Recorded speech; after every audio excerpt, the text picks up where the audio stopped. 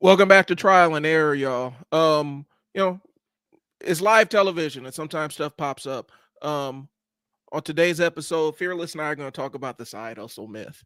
Um, we're going to get to that. I'm going to roll the intro and then we'll get into this thing.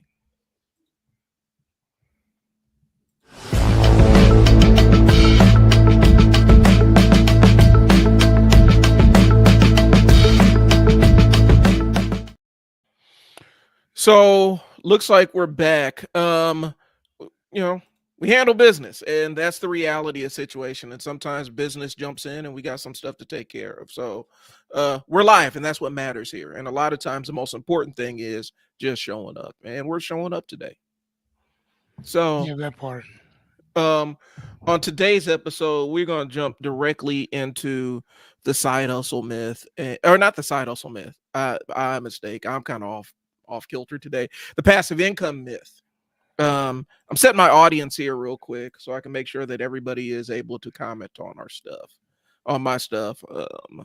It's live television, and sometimes yeah, stuff. Yeah, Fearless is doing it on his end too. All right, so first things first. We already did the episode about side hustles, right? I think we did a couple weeks ago, if I'm not mistaken. Um, and one of the things that always runs concurrent when we have conversations about side hustles is there's the entire concept of the entire passive income thing. And so Fearless and I were kind of talking about it off screen, and it's something that we wanted to get into and deconstruct a little bit. Passive income isn't a complete myth, but there are elements around it that are bullshit. And more times than not, it's somebody selling you into something. So we're going to talk about what's real, what's not about the concept of passive income. And I can tell you from experience, I'm a marketing coach. I own a couple of businesses. I've experienced making money while I'm sleeping, and it's a very liberating feeling. I also work my ass off to get that feeling happening. So it wasn't passive. I actually had to go out and actively get it and build the system so that I can get it while I'm sleeping. So that's the biggest piece of it. And so that's what we're going to get into. Mm-hmm. Um, so let's see. The goal is the goal of this live stream is to just get you in the right headspace and thinking about how passive income actually really works, and put you on awareness, because a lot of times the ones we see on YouTube, I just saw one yesterday, matter of fact, Fearless, it was crazy. It was a person, she and I forgot what her name is, but she has a YouTube channel where she resells stuff. Like, she goes out to thrift stores and discount stores, buys stuff, and then resells it on Amazon or eBay or whatnot. And so she said, I got this thing and I wanted to respond to it. And basically it was this whole thing where people are popping on saying, oh, all you got to do is write a letter with the with the envelope, put a little card into the thing and send it off. You get paid $5 per letter that you send off. And so she went into the whole deconstruction of it and how it actually worked. And it was amazing how many people were actually like hyping this thing up, talking about, yeah, all you got to do is just hop on here and it changed my life. All you got to do is get envelopes and little cards and put them in an envelope and send them off, and they pay you $5. And it's kind of like a chain letter thing going on, and people are seeing that as this pathway to their financial freedom or their salvation. And um it, I think in this time that we're kind of dealing with a lot of economic uncertainty, everybody's kind of looking for that other thing for their job. I think people are more likely to kind of look for these kind of things. Have you ever heard of anything like that, Fearless? Yeah, yeah. People used to when I was younger, people used to send shit like that to me all the time, and it's funny because once I started reading, well, I was always a reader, but once I really started getting into business a little bit more, Hmm. I was in network marketing for a number of years, and I think that for a lot of us, that's where we lose, when we get our cherry bust. You know what I'm saying? Hmm. No point intended. Hmm. Um, But that's where we learn a lot of that shit, right? And the thing is that I needed to understand what was the difference between a pyramid scheme and a network marketing company. Mm-hmm. And the line is very thin. But what it is that a the definition is that a pyramid scheme, for the most part, there's no product or service that's rendered. Right. That is the only difference between a pyramid scheme and a network marketing company. Because most network marketing companies have some type of product or service that they sell, right? Right. I'm a part of Legal Shield. I don't sell Legal Shield, but I use Legal Shield. There's enough people that I know that sell it, do a great job. There's people that sell all kinds of different stuff. Now, me personally, Mm-hmm. love Legal Shield because I can ask any questions about, I can ask a lawyer any question for the most part. I think it's like 8 to 4 uh, about anything for the most part. Right. They'll answer your question. They'll give you legal status, legal advice, all kinds of stuff, right? And I've used them enough that I've gotten my money's worth for it. $20 a month, right? So, but that is a service Right. consistently keep paying for that I heard about it from word of mouth by somebody else who was selling it. Right Right. now, somebody like that is another way for passive income where you talk about something that works so well that somebody else loves it and then they go out and tell somebody else. Now that's usually a independent distributor. We'll talk about it. Like I said, I don't sell Legal Shield. I just talk about it. Now, could I make a commission off of it? Of course I could. But Right. that's not my thing. I don't want Right. to tell you, hey, let me show you how to sign up and how to teach other people. I don't give a fuck. Right. Yeah, right? But I know other people that's their field, that's their business, that's what they're into. Um, but I wanted to show you. I also wanted to show you real fast. Now, for the people um that rock with me on my teachings every night, 100 days for the most part with Ask Fearless, they get live Q&A coaching. Matter of fact, here let me share my Yeah, I'm not being a good host because we're supposed to introduce ourselves no, regardless of what our it's audience is. it's all good, my guy. It's all good. Hold on one sec. I want to show people 1 second. So this is actually day 8 live Q&A coaching training, all that stuff. So the people that actually mess with me, they know what I'm about to talk about. So this right here, I wanted to show you guys, and I'm gonna put it as a slideshow. And the thing about this is being struck by lightning, becoming an astronaut. What are the chances of the statistics of being a billionaire? Becoming a U.S. president, Mhm. famous actor, winning the lottery.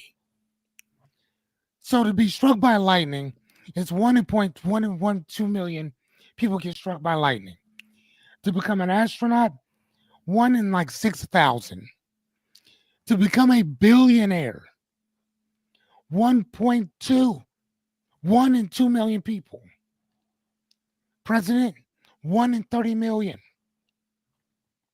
Look at this right here. Yeah. 1 in 1.5 to become a famous actor. And then to win the lottery, 1 out of 290,000, 90 million people. So the reason why I wanted to talk about that and at least show it was very simple. It's this thing where whether you understand it or not, we think that quick money is the best money, and that if everybody else is doing it, this is going to work. Right. Let me explain something to you. If 5 or more people are doing that, unless it is selling a type of narcotic, don't do it. I mean, I'm telling you, fast money is not always good money. And if there's a bunch of people doing it, for the most part, number one, it's illegal, or B, it's a scam. Yep. Which is still illegal. Right? Right. I'm just telling you. Well, and then there's also, like you kind of mentioned, there are kind of like template businesses where you buy Yes. the template and then you can set up the business. And what happens is you're essentially competing against yourself. You're competing against the skills that you already come in with. So if you don't have good salesmanship, good marketing, and a lot of other skills, and you're not bringing that into the template business, you're stepping in and you're competing at that bottom level, and you're a commodity because they can go to anybody else with the same template business and get the same outcomes.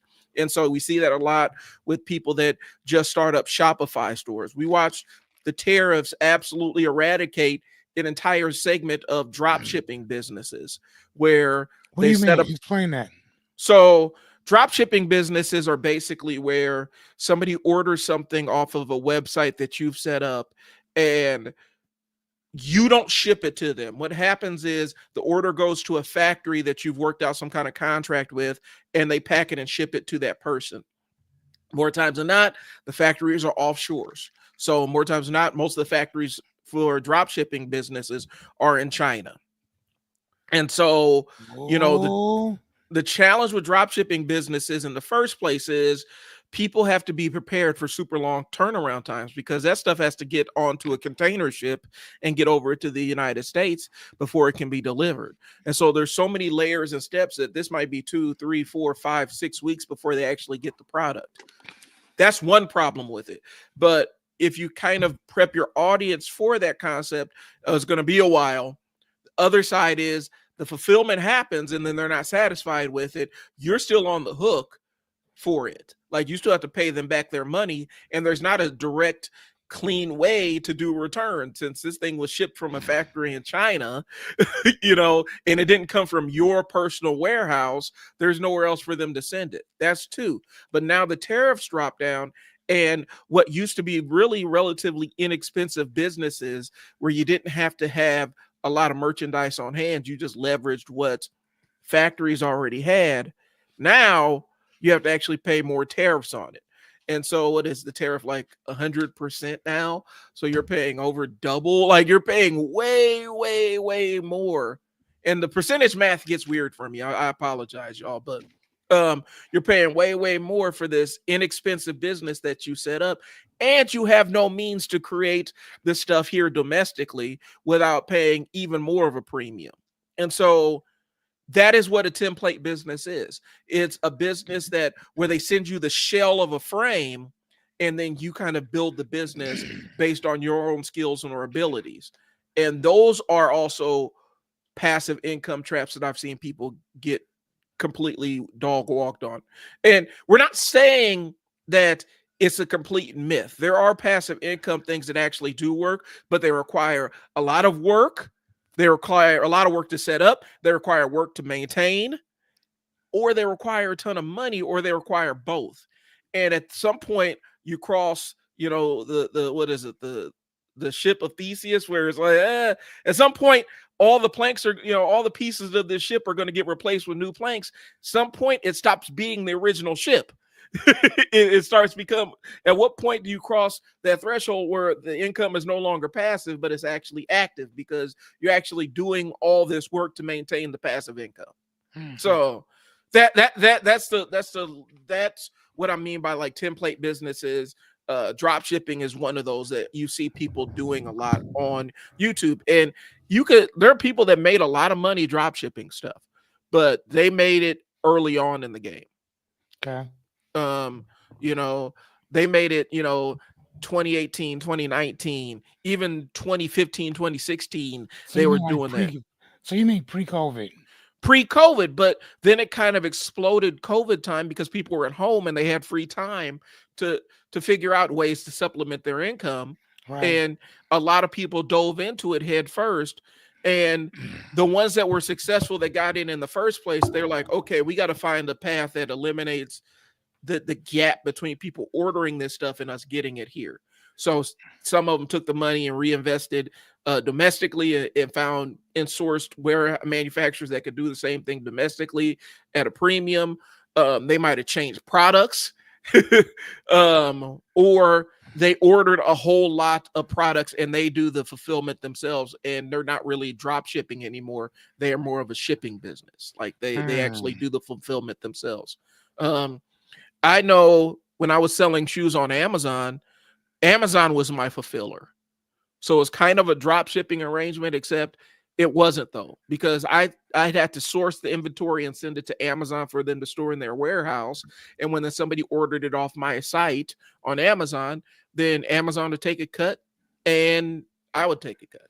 Mm-hmm. So yeah, Phil, thanks for tuning in. Without the correct connections, is a lost cause. You have to have big connections to drop ship. All the spots seem to be taken. That is true. It's a volume game. You have to have the cash flow to be able to take massive hits.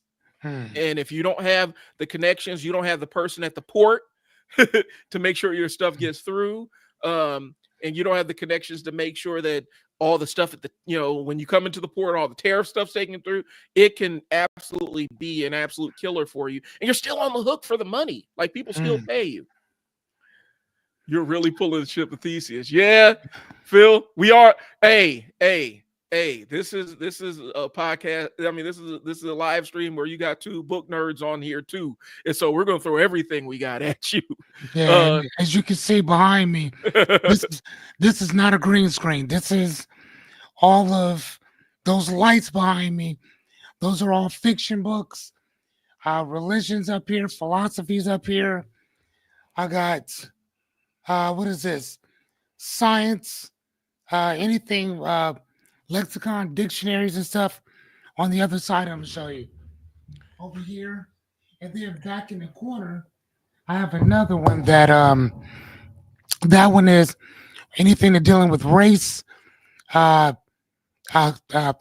is it? Race, government, prison, anything like that is in the back. Then business is back there. Then in my basement. We're not even going to discuss that. Phil, I have a whole lot.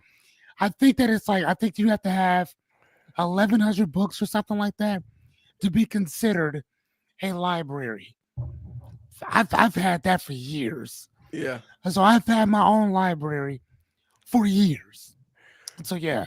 No, you're not dealing with you're not dealing with some novice over here.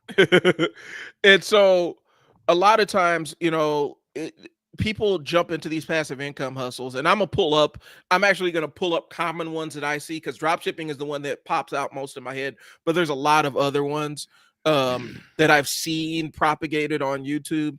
And a lot of times people hop in. Oh, I got one that's really simple.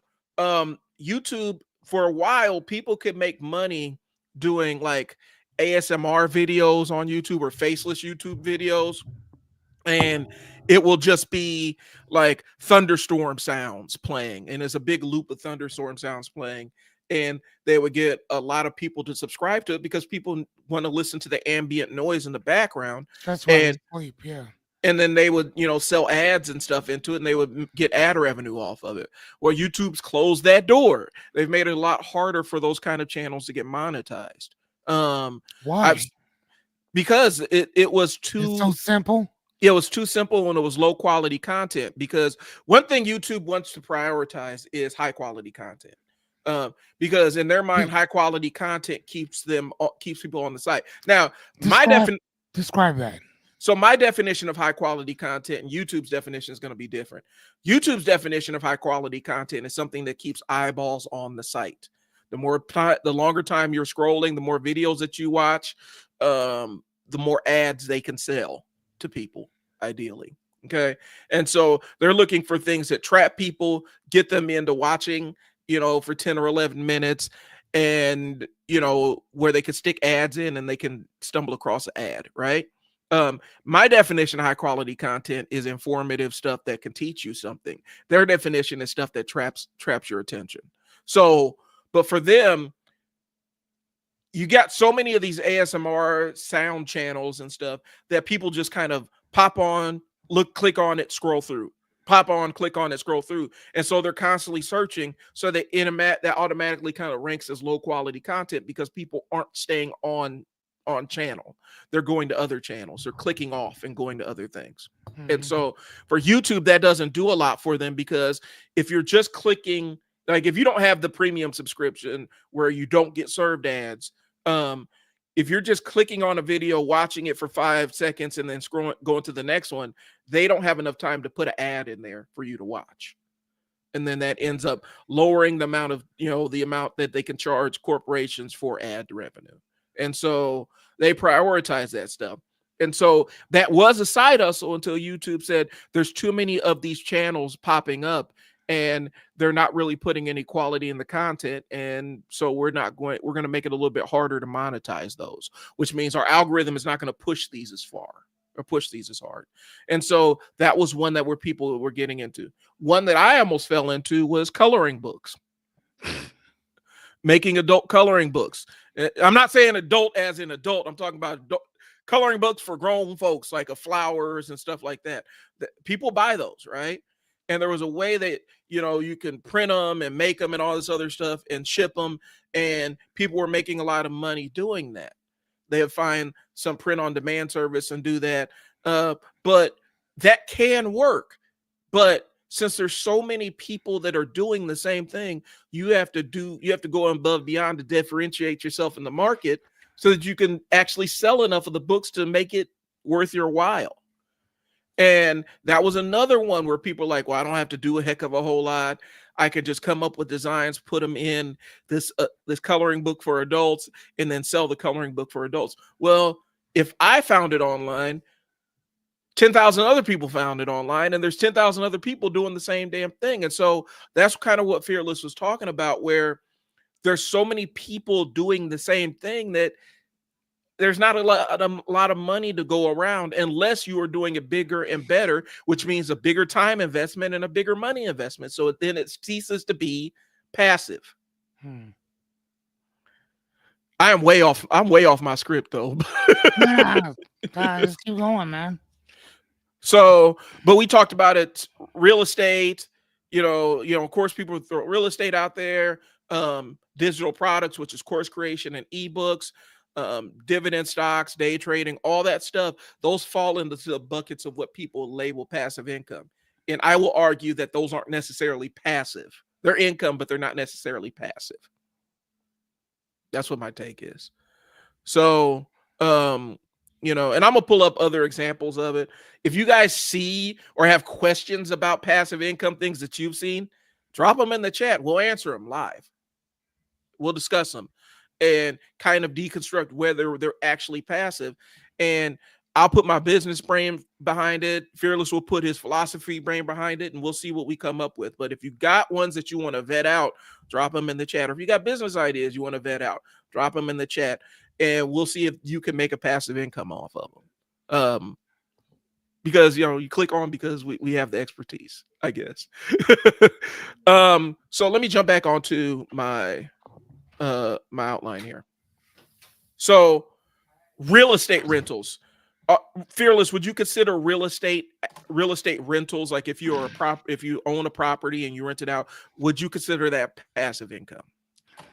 So again, I think that as my girl Jessica would say, everything is situational.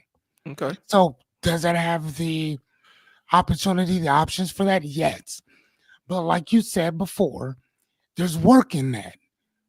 Even if you were to say, like Dino Rental, right? The storage unit. Mm-hmm. Use those. You built them, you rent them out.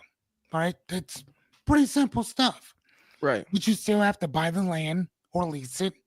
You have to buy the product or what are we buying? We're buying all the materials to build everything. Right. Or whatever. So again, will it eventually make you money? Yes. Statistics are showing that people are using storage unit at an exorbitant rate. And you can damn near charge whatever for little ass tiny little storage units. So for those, yes. But there's still upkeep. sometimes shit happens, especially if you have the cool climate ones. Oh man, boy, you about to come out of pocket. Yeah.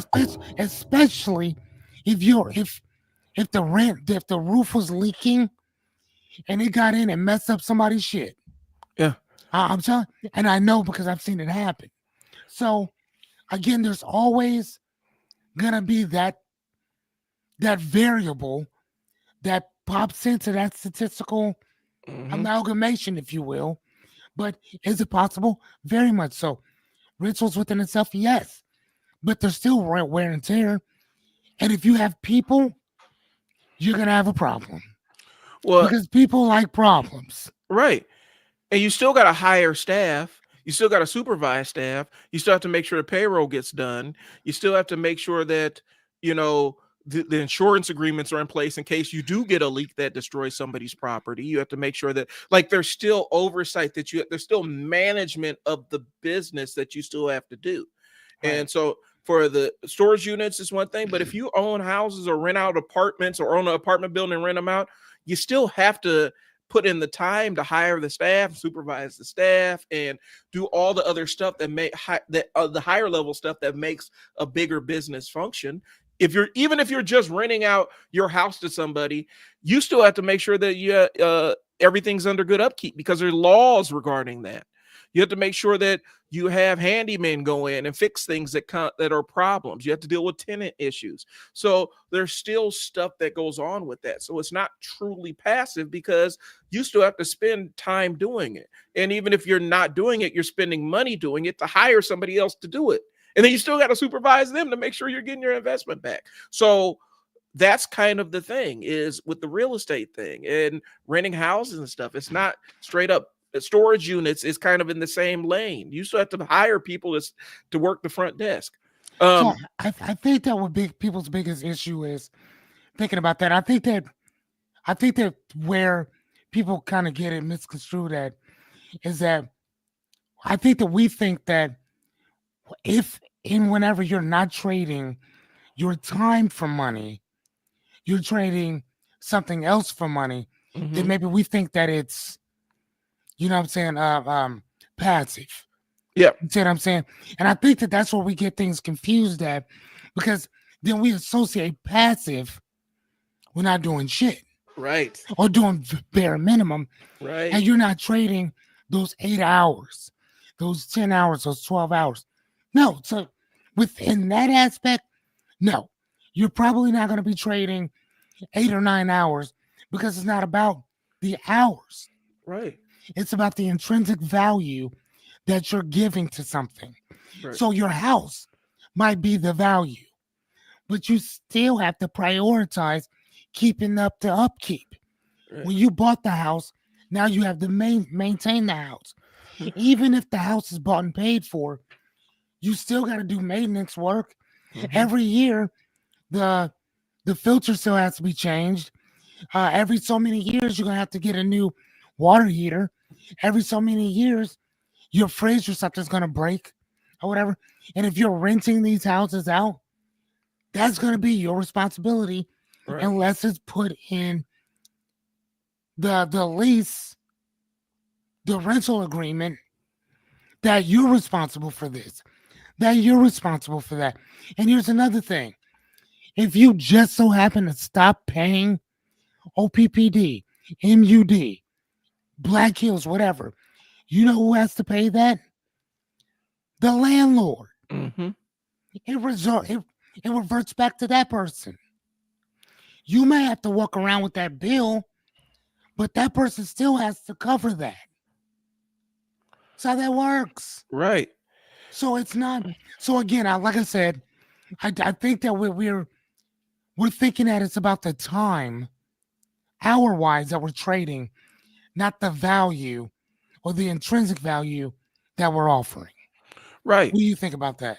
I think you're onto it. And I think, we talk about reframing. I think for a lot of people, you have to reframe the concept of passive income because they're thinking, well, I'm not trading time for money. Well, you're not trading time for money. You're trading resources. You're trading resources for money. I like that. And even then, that's not necessarily passive because you still have to have resources to provide. And I think people get so caught up in, they get jammed up in that aspect or that regard that they don't think about, well, I still have to invest these resources in order to make this thing pop off. Right. And if I don't invest the resources, then guess what? I'm not going to get the income piece of it. And I think people have it kind of on backwards. There's a human drive where people are really driven to make a lot of money with no effort. And I think who isn't though? Yeah. I go, who is it? Right. And it's Who is it? seductive. If you could say all you need is put 5 minutes of your time into this thing and you can make 6 figures a year. Well, yeah, I take that in a heartbeat if it was something that was real. But the problem is, it's like you're a fish in water, right? And a piece of food just drops in front of you. And you're like, wow, normally I have to go hunting for my piece of food. Now they're just giving it to me. Well, if you bite that piece of food that's just hanging in front of you, there's a hook in it. The trade-off is you have a hook in your mouth now and you're getting yanked out of the water. So a lot of times that free food that's just hanging in front of you, sometimes it is free. More times than not, there's a caveat that goes along with it. And a lot of times people who jump into the passive income hustle, they're not aware of the hook. They don't know what the hook is until they get yanked out of water and their bank accounts are jacked up, or they're in $10,000 into something that was supposed to make them $100,000. You see what I'm saying? Right. And so that's kind of what it is. I see it. The ones I've seen, the ones that are in my inbox, because I was an early stage crypto guy. I see a lot of that with crypto and Forex stuff. And yeah, I know crypto guys that make money. They have a lot of money to play with. Yes. And they are active on it. And it's a learned thing. It's a very learned thing. If you're an old school, like I was investing like in 2000, and I was actually in my old apartments before I had my kids. So we were like 2006, 2007, I was an investor, like had my investment accounts and stuff like that. So I've been in it for a long time. The one thing I learned, and this is before I even started with the crypto stuff, was I learned how to watch a stock position absolutely crater and fall through the bottom of the floor and not panic. Most people don't have that ability. And when you get into Forex and crypto, your tolerance for risk and loss has to be 100 times that. You have to be able to watch something go to zero or as close to zero statistically as possible and then rebound up. And most people don't have the temperament for it. So when they get into Forex and crypto and stuff like that, and they think that's going to be a passive income, it's not necessarily, because you got to be up at like 2 a.m. or 3 a.m. when the market's open. And you're at your computer all day and you're actively making trades and actively enduring huge tear-inducing kind of losses. And you have to have that level of tolerance for risk. And a lot of people who get into it aren't fully aware of the amount of work it actually takes to be successful at it. That's why most people are not successful at it. There's a very narrow group of people that are successful at that kind of stuff.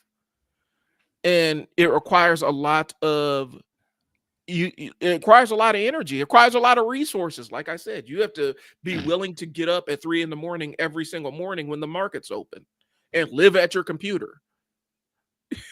Oh, wow. Yeah, that's what it is. And so people see it as a quick, fast solution, and it's not.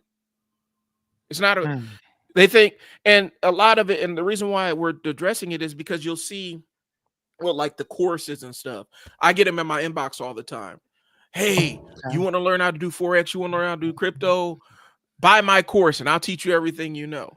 Well, the reason why they're successful a lot of times is because they sold you that course. They sell a lot of them courses.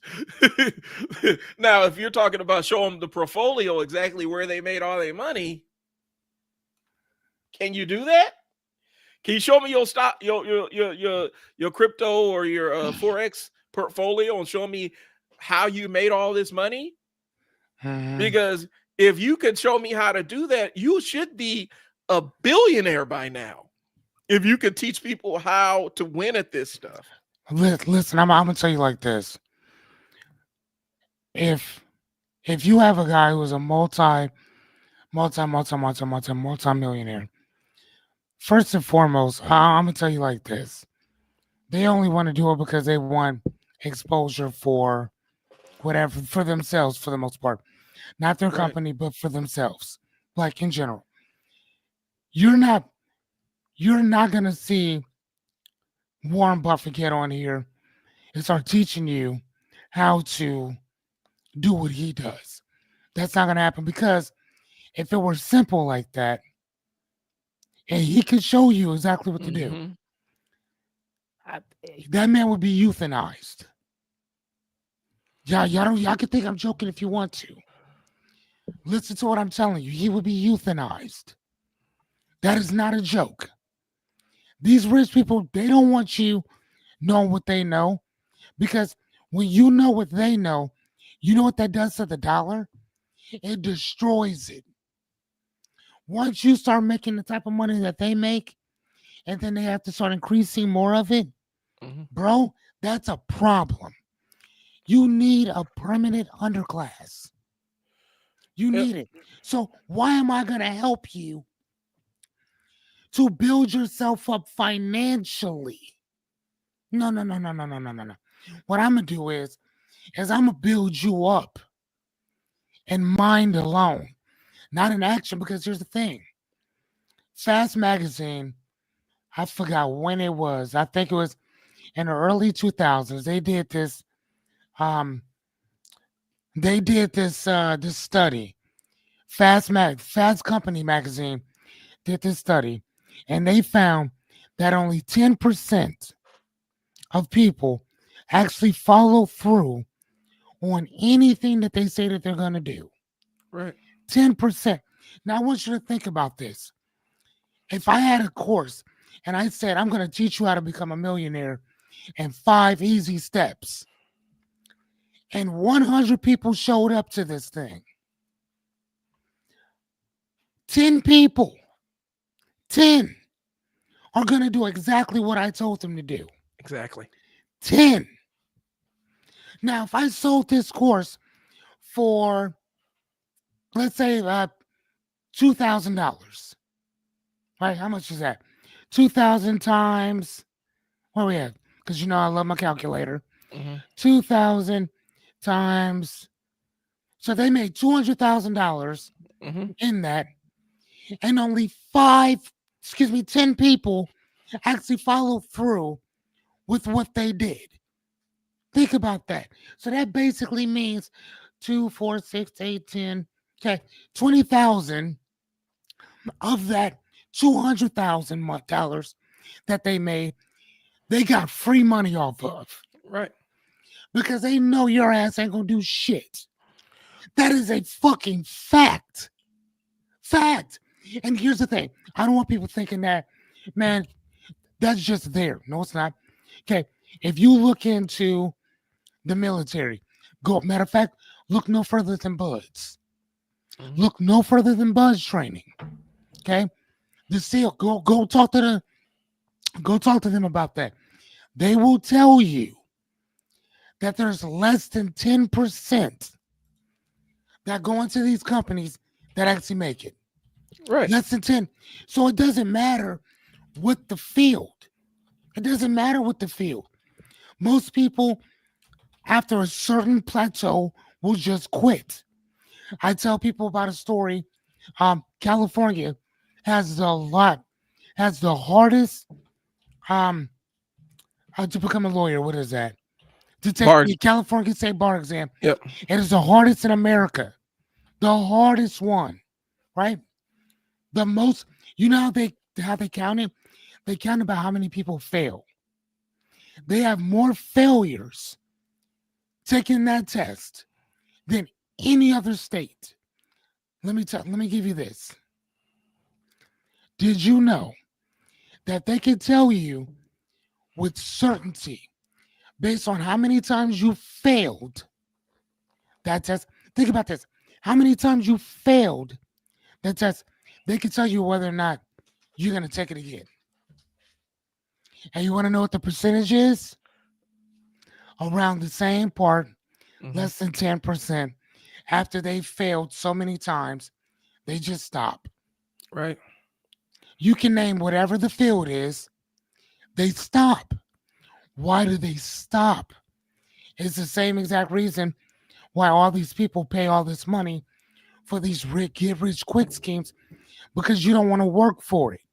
And if I know that your nature is to have these grandeurs of fucking delusion, Mhm. because that's exactly what they are. They're delusions of fucking grandeur. Mhm. They're wishes without even the faith to fucking launch it. If I know this, I don't have to worry about being right or wrong, because I know that 90% of you aren't going to do what I told you to do anyway. And Go ahead. that's Just saying. and that's the gap. It's the execution gap. A lot of people fall down when it's time Yes. to actually execute. Because when I was an early investor, I read all of the stuff that was published about Warren Buffett and what, so because he didn't really publish anything of his own, but it was like his No, he his never own stuff. does. But you He can does not. but I did read a lot of stuff about him and Charlie Munger and kind of their philosophy. And yeah, on paper, it sounds really kind of a simple way to build wealth. You buy businesses that are well run, you keep the same management in place, and you optimize pieces to make it run even better. That's their entire MO. Dude, If we talk about how they built the entire Berkshire brand. Here's the thing. Most average people do not have the ability to buy well-run businesses. We don't have the money to buy well-run businesses out the gate. Where you can buy the business, it's well-run, you keep all the management in place. You don't have the resources, so that is a limiter. People think that you're going to get to Buffett's level just playing the stock market. His investment wasn't stocks, it was businesses. The stocks are another part of the portfolio. The businesses is where that they really built up all that money for Berkshire Hathaway. And a lot of times people that they want to take the shortcut. So a lot of it is that falling down with the execution piece. And so I tell business owners this all the time in my coaching side of things. People feel like they get these brilliant ideas for their business, right? And they're scared to start executing it because they're scared somebody's going to take it and steal it from them. Well, they could steal the concept of what you're doing. They can't steal your ability to execute it in the way that you're going to execute it. Yep. And people get so enamored with hoarding all these fantastic ideas that somebody's going to come copy it that they never get started on the thing and they never execute the thing. They can duplicate your business, but they can't duplicate your effort. Nope. They can't duplicate the unique skills that you bring to it, And so I do think people get trapped off in this. And a lot of it is people that have never really started their own business before, where they're like, I got this great idea. It's that Shark Tank kind of thinking. I have this magic $100 million idea. And if I ever get on Shark Tank, I'm going to do it. Okay, so are you going to get started on it? No, because somebody might steal it before I do it. And right. you And never for- get started.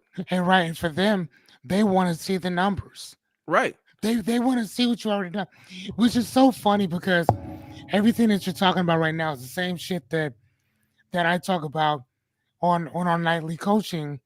You know what I'm saying? I mean, every night. That's one of the things that when you're asking for help, this my second principle is work as if nobody's coming. Mm-hmm. You know what I'm saying? Because I always tell my son, number one, ask for help. Number two, assume nobody's coming. Number three, work as if ain't nobody showing up for you. Right? So then when they do show up, your work is already speaking for itself. Right. You've already started doing certain stuff. Whenever I work with people right now, I love what I do right now because the objective, honestly, is to tell people like, especially people who've never met me, how can I could take you to a website. You can go look there and decide, but that's not going to tell you anything. That's I could have used ChatGPT for that. You don't know what I did. I could have hired out a company to create that for you. You don't know. But these videos that I do every single night, that's going to show you my personality off front, off Right. top. And let's do That let's that go ahead. What? let's do actually I'm not I want you to do it. Let's actually do our pitches for that. Let's go ahead and shameless plug for your live streams every night. I want you to Oh, just do then it. no, it's Act Fearless as my as my little logo thing over here. I don't know if y'all can see it. Mhm. Says whatever, but I've been a coach for certified therapeutic coach for about 23 years. Matter of fact, I'm gonna do you one better because my aunt, we were just talking about this last night on our stuff because she was like, no, people need to know exactly who you are, what you do. So let me show you right quick. Hold on. This is I think you're gonna like this. Hold on. Boom. You know what I'm saying? So I wanted to show that. So my name is Fearless Cummings. That is actually my legal name. That's not a joke. T Cummings or whatever. I am also I'm a certified therapeutic coach, whatever. I graduated from the Meta Institute, which was in Golden Valley, Minnesota. My certifications include number one, obviously, therapeutic coach, practitioner of neurolinguistic programming, master practitioner of NLP, hypnotherapist, as well as cognitive behavioral therapist, which I got that certification somewhere else. So, um, and my qualifications, what I tell people is very simple: being homeless, being broke, having to build myself up like all the way. Um, that's kind of what I did. So I stopped. I'm sorry about that. I'm trying to grab some. Hold on. Okay. Hold on. Am I can I? Wait. Like okay. I want to show you right quick what I've done. So I teach people like uh, my brain just went blank. That's all right. I tell people the 5 steps or whatever. So what I did when I was homeless, I wrote out 5 things that I loved about life that I could not do without. And so those 5 things became the 5 things that I surrounded my life with, right? And then from there, I created these set of principles in which I would live by. So that's kind of what I do. I teach people those things. So the ABCs of personal improvement, which is accountability, boundaries, and a constitution that you create for yourself. And as you can see, I don't know if you can see it that well. In 2018, I wrote, I wanted to be a stay at home dad and I want to make $10,000 a month. Right? That's what I wrote. Right? Um, in 2013, I was homeless and this was the bike that I wanted. Even being homeless, I'm looking at this. I'm like, man, I would, I would love that bike. Excuse me. 7 years later, that's me on the right hand side buying that bike. I went down to St. Joe's, Missouri, Mhm. and I went and bought it. Right now, if you look at this stuff over here, on July 22nd, when I wrote this, number 5 says riding my motorcycle. I didn't have it at that time. I wasn't making $10,000 at that time. You know what I'm saying? So everything that I talk about in general is shit that I do. So right here is the constitution that I wrote out. Just I took a little whiteboard. And again, when did I write this? February 4th of 2014. Okay. I was homeless right before that. But I wrote this out for myself that I would stand on for the rest of my life. The number one thing says what? Be the best father that I can be. It wasn't anything about making money. Matter of fact, money is not even in my constitution. Mhm. It's not even in my constitution.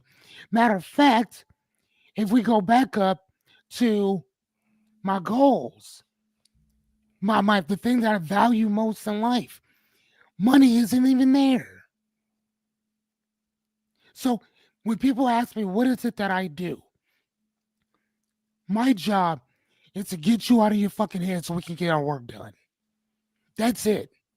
It's to help you, number one, hold yourself accountable for what you said that you were gonna do.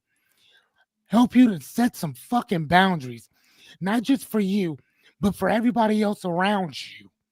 Because most of the time, it's not us. It's the people that we keep around us that keep us from doing shit. And number three, like I said right here, and this is my personal favorite, to set a set of rules, regulations, and principles to fucking live by. To live by. Look at number three. What does that say? Never assume anything. Figure it the fuck out. Number four is ask. Always seek knowledge. I don't give a fuck what I'm going through. There's something in my constitution that tells me how to get through this. My constitution is not based on what somebody else told me to do. Our country has a constitution, so why do we not? So that's what I teach. This is what I do. Every problem, every dream, goal, aspiration, or problem exists around accountability, boundaries, and what you do or what you say that you're going to do with your life, the rules that you make in your life. That's my shameless motherfucking plug. And here's the thing. We talk about this. Hold on, where are we? Did I write my thing out? We talk about that every single night. Damn, here it is. Last night was day 25 of 100. Free coaching, training, and Q&A. Look at that. Training, coaching, and Q&A. I could charge people for this shit and I do not. I could charge for it and I don't. So again, and this is that shit that I love. And I wanted to talk about this. Your boy Tim Ferriss wrote this amazing book called The 4-Hour Work Week. The 4-Hour Work Week. Great book. I totally disagreed with it. The reason why I personally disagreed with it is very simple. When you love what you do, you don't even look at the time. Right. When you love what you do, you don't look at the time. When I'm sitting there reading, I don't look at I look at I set my timer because I know I got to go do something. Right. Okay. Because I get lost in what I'm doing. It only takes me 35 minutes to create a whole entire presentation. 35. And I give it for about an hour and a half. It takes me 35 minutes to make one. Actually faster than that. If I really know my subject, which 90% of the time I do. Now think about that. That's a lot of time. I mean, actually, it's a short time for what I deliver. Here's the thing. I work on my presentations probably 2-3 hours a day. 2-3 hours a day. And then I turn around, give it later on that night. And then as soon as my live is over, I start working on the next one for the next time. We end usually at 10 o'clock. I don't go to bed. I didn't go to bed this morning until 2 o'clock in the morning. Working on my stuff because I love it that much. 4-hour work week. Bitch, I do that that day. I do it that day. That's all I'm saying. I don't look at the time. So, and there's a couple of things I want to touch base on. So, I'll get in my little shameless plug here too. Fearless, when they tell them when they can catch you. Every night. Every night. 8:30. Okay. 8:30 Central. All right. And what number are you on? This is tonight will be day 26. All right. And here's the thing. Before we even get started, I want to show you something. Because I show my people this every time, every day. This thing right here says 15 pieces, 15 days, 15 minutes. Do you see that? Yep, it just popped into focus. 15 pieces, 15 days, 15 minutes. Live. The reason why I do this is because I met this lady and she said this company she was with, she said she was always scared to go on live and talk Mhm. about her stuff. And she said, listen, they told us to do this real simple thing. I did it and I couldn't stop doing it. She said, we're supposed to show 15 pieces for 15 days for 15 minutes. Mhm. That's it. No more, no less. That's all you do. She said, once I got started, I couldn't quit doing it. She said, I would be on for an hour to a night. I did it every day, which she did every day. I never bought nothing from her. I just watched, right? Mhm. So I knew what she was talking about, but it inspired me. I was not motivated to start. I was inspired to start. I was inspired to start. So when I try to explain to people, man, I need to find motivation. You find motivation after inspiration. Mhm. You find motivation after discipline. You ain't nobody motivated to just go do some shit. Nobody. Ain't nobody motivated to clean their house. Ain't nobody motivated to go clean their car. You might be inspired to do it, but you're not motivated to do it. That's Okay. that's my thing. But again, I cannot stop going into coaching mode.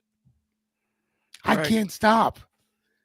I got a problem. You got a calling, and you got a calling, and you got a drive to fulfill that calling. And so, for me, my name is Brian. You could see the Unstuck Sessions, marketing nerd in a box. That's kind of the lane I occupy. Um, Basically, my program is called the Unstuck Sessions, and so it's not just another business group, it's not just another marketing course. It's a space built for people that have ADHD like me. I'm a business owner with ADHD, and there's a very specific way that I get my stuff done. And so I'm basically trying to dump my brain out and show you exactly how you can get your stuff done too, and we work together. um and so it's for entrepreneurs, it's for creatives. If you got a personal brand, if you're early stage, being an early stage business owner is a lot like having ADHD, if we're being honest with you. There's so many different ideas that can take you to whatever your imagined promised land is. You need to focus, you need to figure out which one you need to pursue to get to where you want to go. And so it's really about finding out, and it's a structured problem solving session that helps you figure out ways to get to the outcomes you want to reach. And so I built this from experience. I was a case manager, worked in residential on the residential youth care side of things. Um, I've trained staff, I've trained parents, I've trained kids on how to navigate not only the court system, but a lot of the state based child care systems and stuff. These are very complex systems. And the only way you get through them is being fully aware of what the one big problem is to address it so that you can move on and move downstream to your next big problem. Mhm. And that's what I call my unstuck. That's what I call my sticking points meeting. We have a sticking points meeting to kind of figure out what that one big problem is. And then we put pieces in place so we can navigate that problem and mitigate that problem so we can get around it so that you're not trapped at that sticking point. Um, I've bootstrapped a successful six-figure athletic training business, and I run a marketing agency. And that's kind of what my experience is. I focus on digital marketing, traditional marketing, community building, a lot of the hand-to-hand kind of combat stuff that makes businesses successful. And I manage all that with inattentive ADHD. So I get it. I get the overwhelm. I get the thinking. I get the perfectionism. I understand all of that stuff. And even though I still have it in my brain, I've put systems in place to navigate around it. And so that's what I want to teach you through the Unstuck sessions. So Hell yeah. we cut through all that stuff. We get you focused. We identify your major sticking point, and we find ways to blast through it. No fluff, no guru talk, no woo woo, none of that other stuff. It's just figuring out what the problem is and figuring out ways to address that problem. So Okay. clear, consistent steps. I'm going to be your biggest cheerleader. I'm going to be the person in your corner rooting you on the loudest. Matter of fact, I even reached out to somebody I've been mentoring off and on for years just to check in with her and see how she's doing last night. Like, that's how involved I am. And so we don't have to have any contact, but I will still reach out to see how you're doing, because your successes are my successes. And that's the thing that keeps me going. So if you want to get unstuck with me, there's a way to do it. My email is mail@isellwords.net. That's MAIL at isellwords.net, and we can get unstuck together. And on Fridays, I'm actually doing a recurring live stream. There's one thing with ADHD, and there's one way to stay focused as a worker. There's this thing called body doubling. And a lot of times body doubling is just working next to somebody else. And you can do it live, you can do it virtually. Every Friday at 11:30, I'm offering a virtual body doubling session where I work on the stuff that I want to get done before the weekend, pop onto the live stream, and you can knock out your big, huge leverage task too. And my only caveat is you have to bring high leverage tasks. These are tasks that are going to move you forward, things that aren't just busy work, things that are going to change the game for you or improve whatever you're trying to do. I have those at 11:30 on my YouTube and my Facebook. And so it's just us working together. And every 10 minutes, we work for 10 minutes, and then I answer questions for 10 minutes about ADHD, about business, about marketing. We had a great time last week, had a couple of people pop on, and it's just a good time, and it's an opportunity for you to get stuff done. And so from 11:30 to about 1, depending on how long, how much work we got. But I'm gonna be working, you're gonna be working, and we don't even have to interact with one another. But it's just having another person there working so you can get your stuff done. And so that's what I'm there to offer every Friday. Okay, and you said it's from 11 to basically whenever. 11 to whenever. One ideally, but if there's work to be done, there's work to be done. Yeah, it's work to be done. And so I knocked out like 3 or 4 different projects I was working on during that time. And I answered some questions about SaaS. I can never say it. It's software as a solution marketing. We're marketing a piece of software. I had a gentleman reach out through one of my LinkedIn channels, and he was asking about some ideas. I think he had a product he was trying to launch. And so it's just giving him some general ideas and general ways to do some market at that specific product. So it was a good time. Okay. So that's what it is. Get unstuck with me. Like I said, it's a good time, and like I said, I really enjoy the idea of helping out people. It really feels better. It feels good. It makes me get up in the morning and motivates me, and it's been my motivating force since I've actually started my career way back in the early 2000s, which was working in group homes. Okay, man. You know what, dude?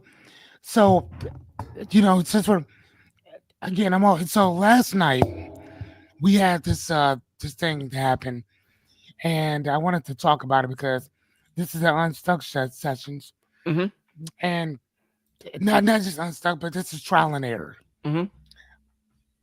I love our thing, and the reason why is because, like I've told you before, when I talk about trial and error in general, to me, this is one of those things that you need to have this shit. You gotta have this. Last night, my camera went out, my mic went out, everything kept going out. Did I stop? Hell no. Man, I kept going. My face was frozen. I kept asking the people, hey, can y'all hear me? Yep. But my slides kept going just fine. Everything else, they can hear me just fine. And I remember somebody saying that as long as people can hear you, as long as they can see what you got going on, keep going. I could have shut it off like, hey, y'all, sorry, man, we just have to figure it out tomorrow. Fuck that. Nope. Let's go. We just gonna keep, hey, you can hear me? Perfect. Can you see these slides? Perfect. We just gonna keep it going. and everybody stayed. We had a great conversation. And I even told them, I'm like, no, when shit happens, because shit's gonna happen, it's Right. going to keep going, keep moving. You don't stop. Mm-mm.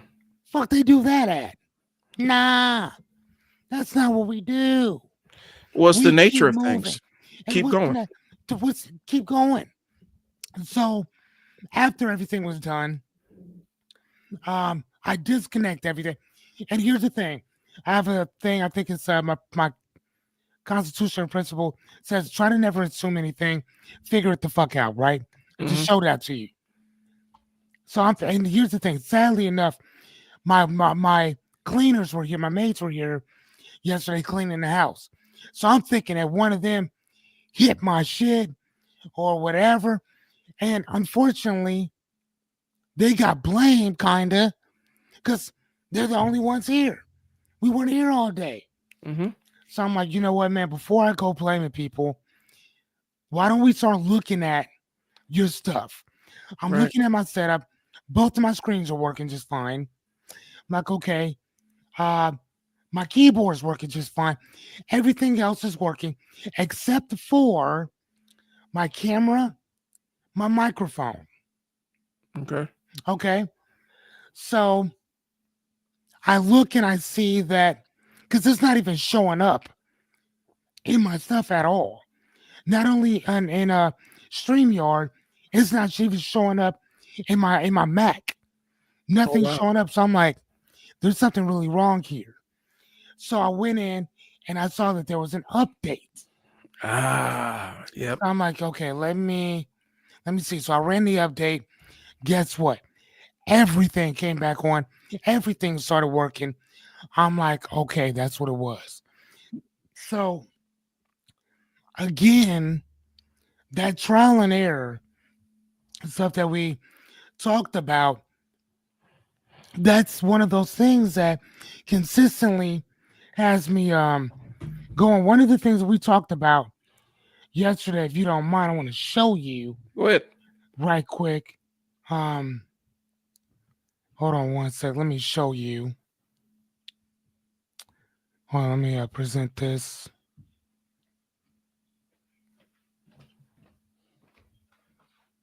Okay.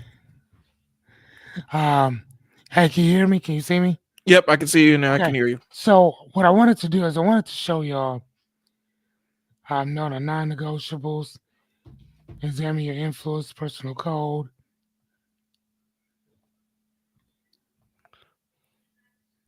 So right here. So this is a bonus thing that I have, and this whole entire thing to me made everything kind of what it is. Is that align uh, with simplicity and consistency? That thank you.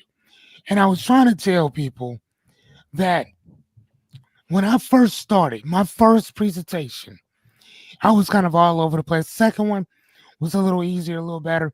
Hmm. But do you know why? Do you know why? I want to go there because I want you to see it. Do you know why my presentations look like this? Why? You, Oh yeah. I remember that. you, Yeah. you, sir, are the reason my presentations look like this. You, sir, are the reason that my shit's so crisp, crystal clear. As soon as you see it, you know exactly what it is. You know what that star is in the corner? What is that? You see that little star? Yep. That that reminds me to give you a call out. Hey, my name is Fearless Cummings. Welcome to Ask Fearless. I've been coaching for about 23 years. On my channel, we talk about our dreams, goals, aspirations, this and the other. I'm here to give you some tools, tips, and strategies to deal with those things. Blah blah blah blah blah. And then I keep going into what I was going into. I set those on every couple slides. I put a star there Okay. specifically for that, for my call out, right? But look at what I wrote there. Look at what I wrote there. Examine your influences. I wrote that shit. I have this here because of you, sir. I am a certified fucking life coach who consistently wants to get better. How many times did I ask you when I first saw your shit, Brian, can you send me what you were working on? Because I love your thing. Remember when I told you that? Oh yeah. Remember when I told you, I'm like, hey, bro, hey, no, seriously, I need what you're working on because I love it. Did I not tell you that? Oh yeah. You told me straight up. Like, I was like, no, no, bro, I need that in my life. You know what I'm saying? And then I got it. And then remember what happened? I was going over your shit. I was just adding my own stuff in there. You like, no, no, no, no, no. You got to separate this because it's interfering in my stuff. You see what I'm saying? But Mhm. I like your work so much that I said, no, no, no, I need that. I want to do that. And I want to show you right quick what I started doing after all those, right? I started going back through them, all of my stuff, and I started not in here, but in YouTube where you taught me. Mhm. I I named every single episode that I have. Every single episode is in episode one. Mhm. Like season one, episode this, blah blah blah blah blah. You know what I mean? So every single one of them are named. Every single one of them are categorized. Whatever you see, what I mean. Mhm. So, and I wanted to show you real fast. I want to try to find one that where I was just starting off. Just trying to find one right quick. So I think the other ones should be up here. Hold on, maybe is this it? Okay, yeah. So matter of fact, here I don't know how. So again, this is like those first few that I kind of came up with. See what I'm saying? Like you see Yep. what this is? I mean, so I have a bunch of stuff, right? It's just kind of and they're kind of not a lot there, just real simple stuff. But there's four, and then I'm like, no, no, no, I need to have three, and they need to be small, so I can really talk about why we're doing this. And I need to keep everything we're doing short, because some people ain't got that type of brain capacity Right. to stay focused like I do. So now, if you look at them or whatever, like, no, we're not doing all that. We keep everything, we keep it simple. Like over here, everything's one, two, three, four. So you know exactly where I'm at. Mhm. Bam, bam, bam. Again, this ain't for them. This is for me. That's for me. This over here, we'll talk about that. I color code everything. So you see Okay. exactly where I'm at. And then look at that. Look at where, see that? Oh shit, you can't even see it. I'm sorry. I'm But sitting over here talking my shit. You can't see a goddamn thing that I'm talking about. I keep everything simple. Everything simple. I try to keep everything as crisp. Look at that. I keep everything as crisp as I possibly can. well, and that helps so that people can focus more on your words. On my And words and what I'm talking about. And then I also do this at the end. I do this at the beginning and the end. I create a cheat sheet. What is that for? That's for people that, hey, they may have something to do, but they want to know what we're talking about today. So I'll right. put this in the very, very front. And then now, if you stay to the end, you get the bonus one, which is this. Now, if you didn't stay to the end, you're not going to get that unless you stay to the end. Now, if you come back in later on, you'll still get it. It's all the way here. You see what I'm saying? But I keep it there. I make sure we put all that stuff there. And I did that because of watching your stuff. You see what I'm saying? So even as a certified life coach who's been coaching for years, I fuck up enough that I know that I'm not perfect by no means. And if I see something that somebody else is doing, number one, I'm gonna congratulate it. Number Right. two, I'm gonna emulate it. You know what I'm saying? Yeah. That's the first thing I'm doing. That's what's So up. when I met you as when we met the first time, you coached me, you guided me into what we needed to talk about and what we needed to do. Correct? Correct. Am I not technically, if you really think about it, am I not the type of client that you want That's to exactly what I consistently want. have? I have the money, I have the time, I have the resources, and I'm fucking coachable. I'm coachable. Right. You know what I'm saying? You taught me what you need to. You didn't have to sit down and, man, did you do this? No. What happened? No. Accountability lives in me. You know what I'm saying? I am your fucking avatar. Right. You know what I'm saying? Think about that. You know what I'm And saying? I am your fucking avatar. and that's the most important piece is building like, okay, so now I need to figure out how to attract more clients like Fearless, who, because here, and I'm touching on a couple of things, and it does tie back to what we were talking about before. In my experience of coaching people that are in this cycle of trying to always find a passive income kind of thing, right?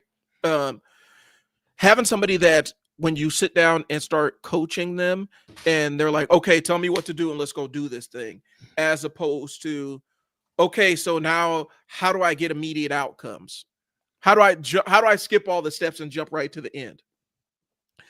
That's what I find when I find people that are locked into this passive income thing. And it's kind of blocking, use the phrase, it's blocking your blessings. It's keeping you from reaching your potential because you're so invested in not having to invest anything to get the Right. outcomes you want.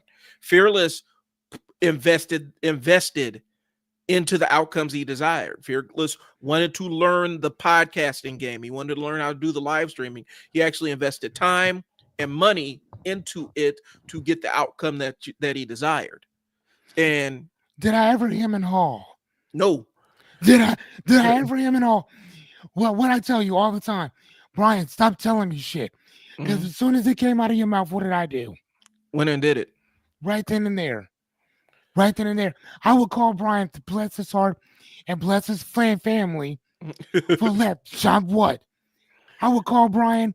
Brian, can you walk me through this? Yep. And we're doing it. We're doing it. My best friend Jessica will walk over because she lives right next door. She walk over. What you doing?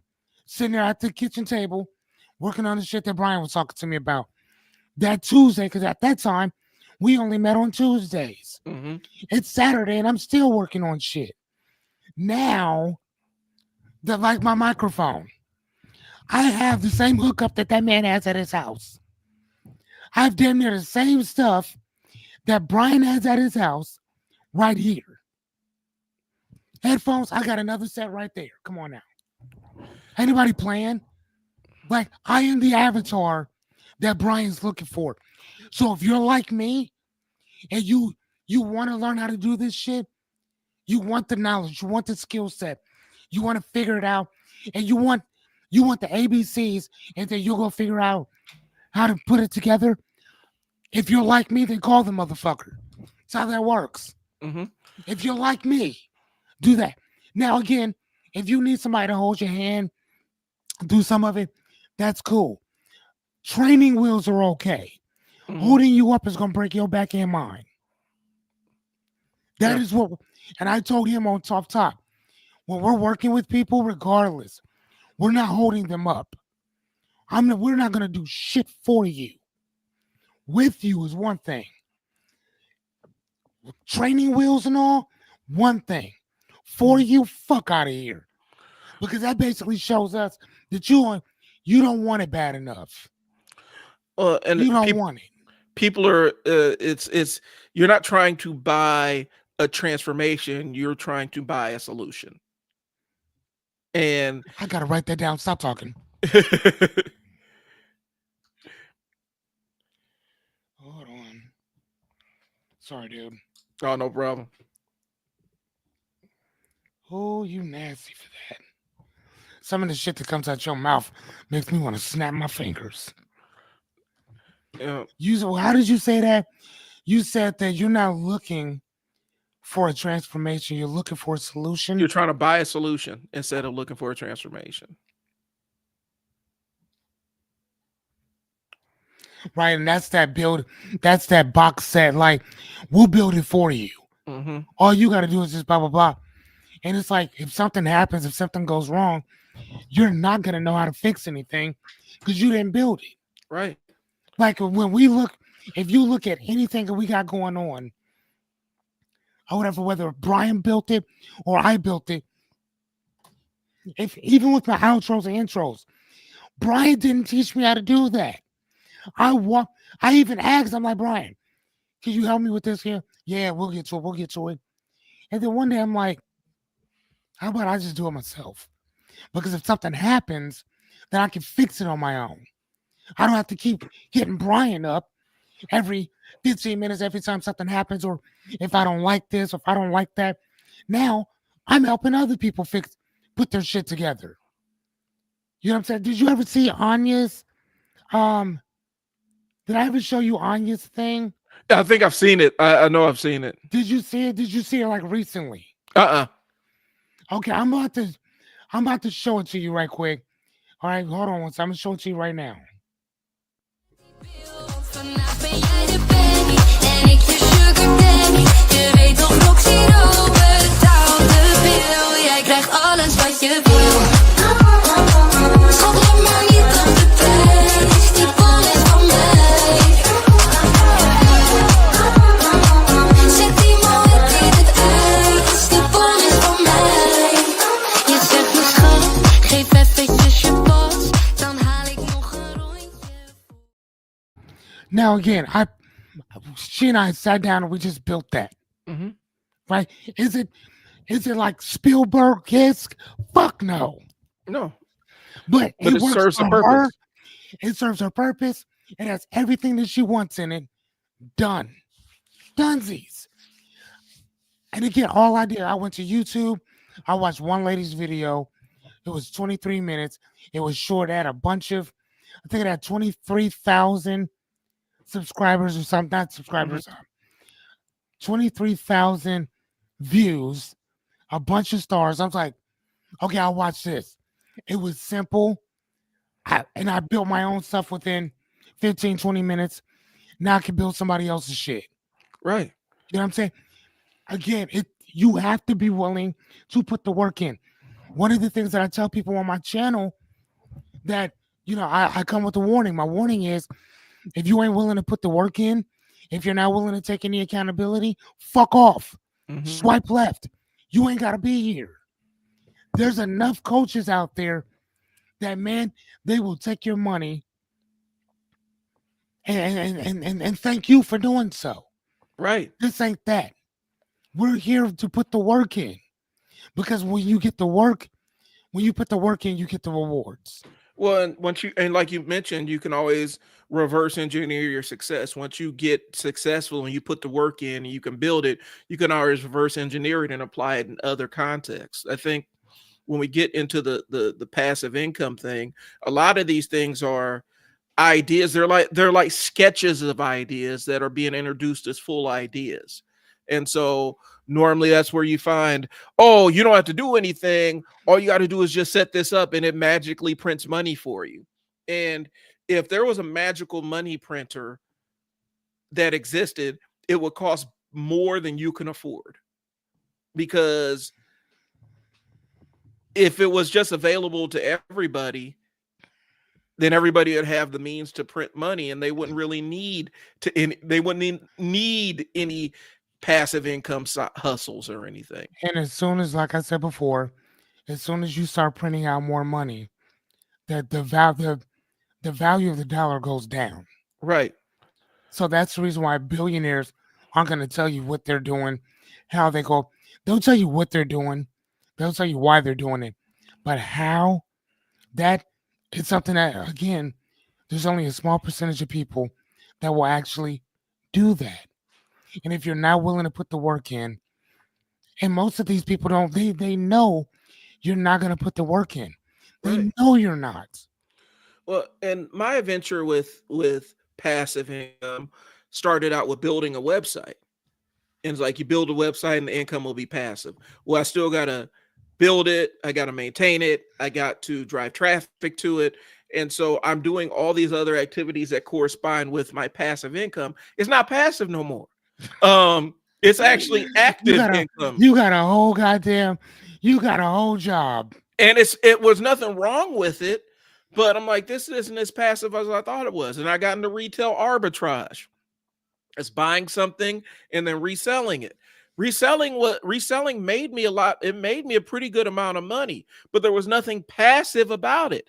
I still had to source my stuff, figure out where to get it, acquire the funds to buy it, and then pack it and ship it to Amazon and wash, rinse, and repeat. I found a lot of great deals, but there was nothing passive about that income. It Right. required actual work. I had to actually put in sweat equity to make this thing work. So, yeah, was I making money while I was sleeping? Well, technically, yeah, but I had to put in 16, 18, 20 hours in order to get that 3 hours of income that was coming in while I was sleeping. And so, I think people end up getting sold a bill of goods when it comes to this kind of stuff. And I think here's the thing. My biggest problem with the passive income myth is it's super infectious. And so once you decide, well, I don't have to trade time for money, which you don't always have to trade that, but it takes a long time before you get to that point. You have to put in a lot of work. Once you get that in your mind that life and business actually works like that, you try to seek it out every single time, and then you end up costing yourself real opportunities to find something that is a durable thing that will allow you to put in a little bit of time to get a lot of money out of it. Mhm. There are things like that exist, but they require a lot of effort, they require a lot of money, or they require a lot of maintenance. And you Gotcha. have to pick your poison. The common ones I've seen, the common traps I've seen, and we discussed it earlier, so I'm doing a little bit of a recap. Drop shipping stores, Forex, crypto bots and groups and stuff like that. Fearless talked about the MLMs.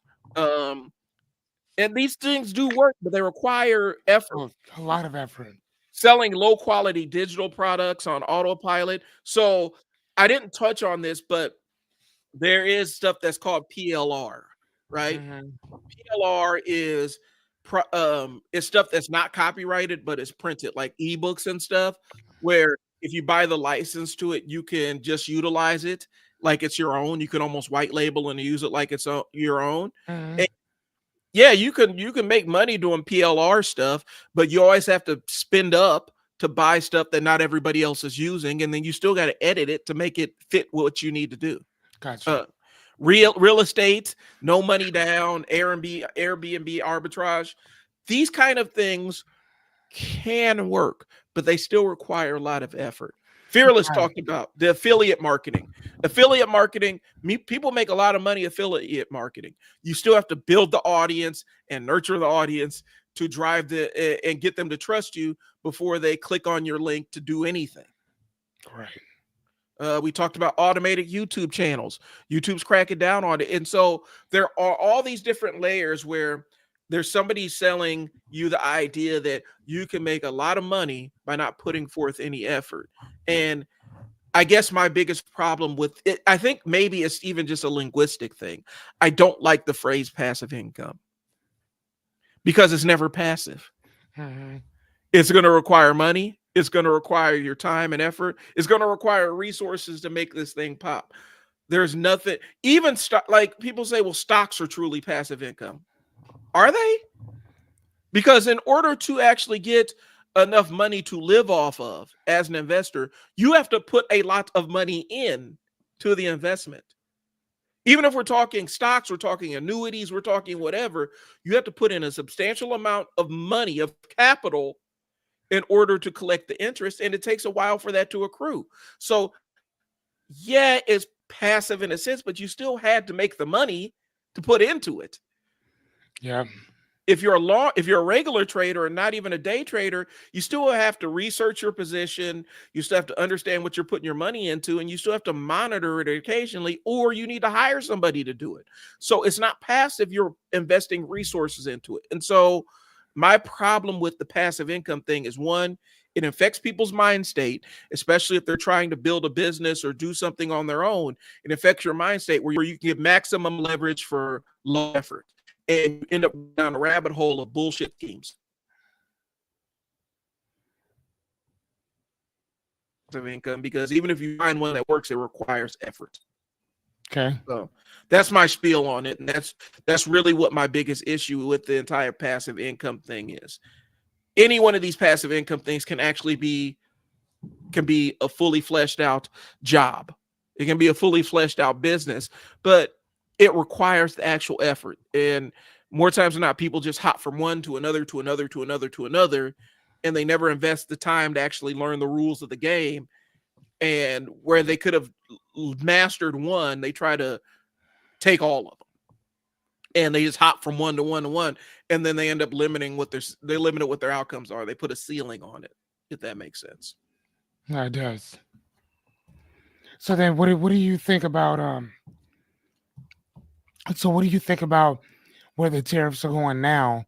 Do you think it's going to get better, or and how is that affecting? Because you said before that it's affecting other people's businesses right now. Mhm. So in what way is that affecting their businesses, and where did it go from before and now? Well, like with drop shipping specifically, you always had to deal with, for drop shippers, they always had to deal with some form of dealing with, sometime if there's a tariff in place or if they had to get it past customs. There's always something that can happen, right? But now it's just made everything more expensive. And more times than not, when you're dealing with any kind of product side business, well, services too, but product businesses specifically, you still have a margin that you have to maintain in order to be profitable, right? Mhm. And so tariffs, you have to pay. Like, here's the thing: the person importing, the person that is actually buying the thing that's being imported, has to pay the tariff. Like, you pay the tariff, and you pass that price of that tariff along to your customer so that you can maintain your profit margin, right? Okay. That's where it's hurting people, because now their profit margin is getting squeezed tighter and tighter. And at some point, it costs more to be in business than to just shut the thing down and move on to something else. And for drop shippers specifically, since you aren't manufacturing the stuff yourself, you're relying on a manufacturer that's in another country to manufacture this stuff and ship it to the clients. Now you're dealing with other elements that can come up with it, because since you aren't necessarily receiving this item, the drop shipper shipping it directly to the client, so now they have to deal with whatever the tariff is, and it adds extra layers to this entire thing. And for a lot of time, for a couple years, drop shipping was a pretty it was a business thing that you could roll out. It was kind of a template business. You can roll out, you start your Spotify or your Shopify store.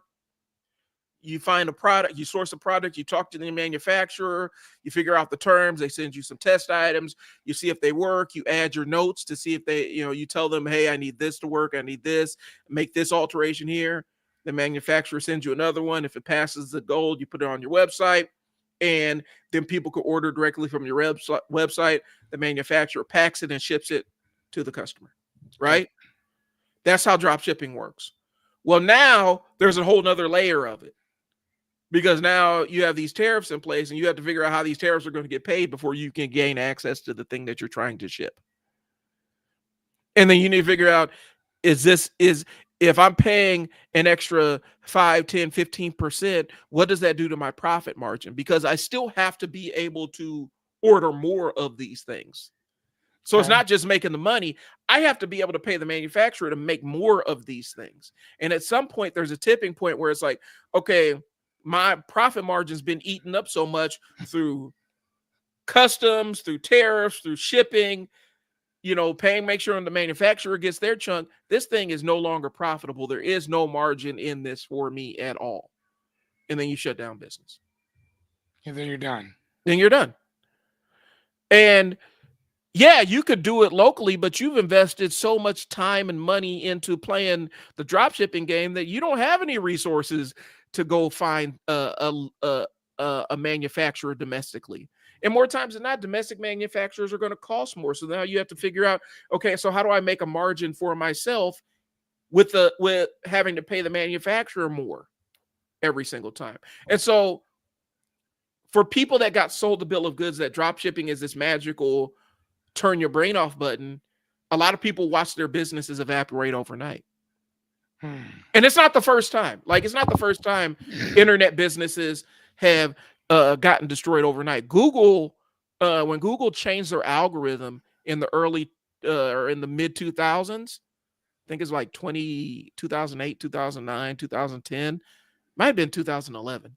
Anyway, when Google changed their algorithm, a lot of internet-based businesses that just, sold ads on their website, they disappeared overnight because Google stopped recommending their website.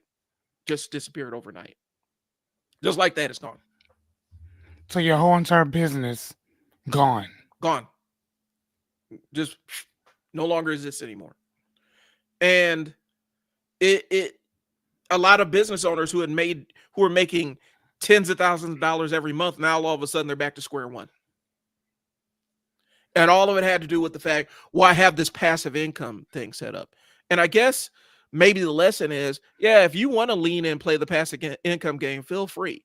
Do not base your livelihood on that thing because it can go away. If it took no effort to build it, it will take no effort to erase it. Man, that's deep. So That's deep. if you want to play it, I mean, if you want to play the passive income game, you absolutely can. You can make low content or no content YouTube channels or voiceless YouTube channels or automated YouTube channels. That's nasty how you said that. If it didn't take you anything to make it, ain't gonna take nothing for it to go away either. Right. That's crazy. You can make these things, but don't rely on them as your sole income thing. And at some point, there's a tipping point where you're spending so much time looking for a passive income thing.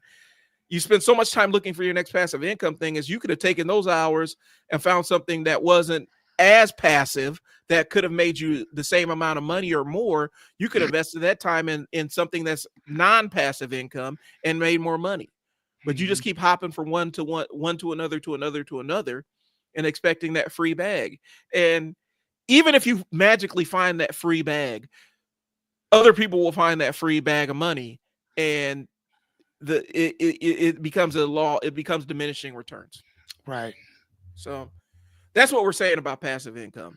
And for serious business owners, or if you're serious about building your personal brand or stuff like that, it just builds bad habits in you, is what I'm saying. It builds bad habits where you're used to trading nothing and getting something. That is not a good set of habits to pick up on and put into your life. So that's my entire spiel. Yeah, especially in the lives of your family too. Yeah. It's like, I got this great business that I don't even need to do anything with. I barely set it up. It just works on its own. Mm-hmm. And then next thing you know, that's that. I mean, like you said, once they switch up their algorithm, that's it. Right. And that's all it took. So then technically your business is owned and operated by external forces that have nothing to do with you. Mm-hmm. Especially if you didn't get anybody's email address or any of that shit, you are literally starting over again. Right. And the Google algorithm change wasn't even anything major. They just said, stop recommending websites that have all these keywords stuffed on them. We only want websites that actually have complete sentences, and it makes logical sense. So don't recommend any websites that are just keyword stuffed. So do we need to do that? Do we need to do it like an SEO for all of my videos? Probably not. And I'm gonna explain why, because I'm actually in this space right now working with a client. Yeah, that's why I'm asking. With SEO. So here's the thing with SEO. If you have millions of viewers, if your website gets hundreds of thousands of people coming, or tens of thousands of people coming every month, SEO is amazing. It's an amazing tool. It could take you from great to amazing, but it's not going to take you from garbage to good. And a lot of times people... Hey, hold on, man. You can't just slide on that shit. You keep it going. What do you mean by garbage? I mean, do you mean like you're not getting any viewers whatsoever? Because I don't know if that's garbage. No, it's not garbage. What I'm What do you saying, when I mean? say garbage to good, I mean like if you're not getting, like if people are still just discovering you, because YouTube, Google still, Google learns, it's a learning kind of thing. Google, YouTube, all these social media platforms, it learns you and gets used to you, right? And so you can have all the SEO on the front end. If you're just getting started, SEO is not going to elevate you to the top. Okay. Now, if you're already at the top, SEO can push you even higher, but the best SEO in the world is people looking for you and people checking out your stuff Gotcha. organically.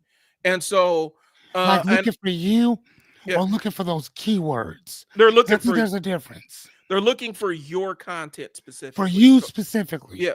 And so right now I have a client, we're doing pretty much, we post something, a piece of content daily, right?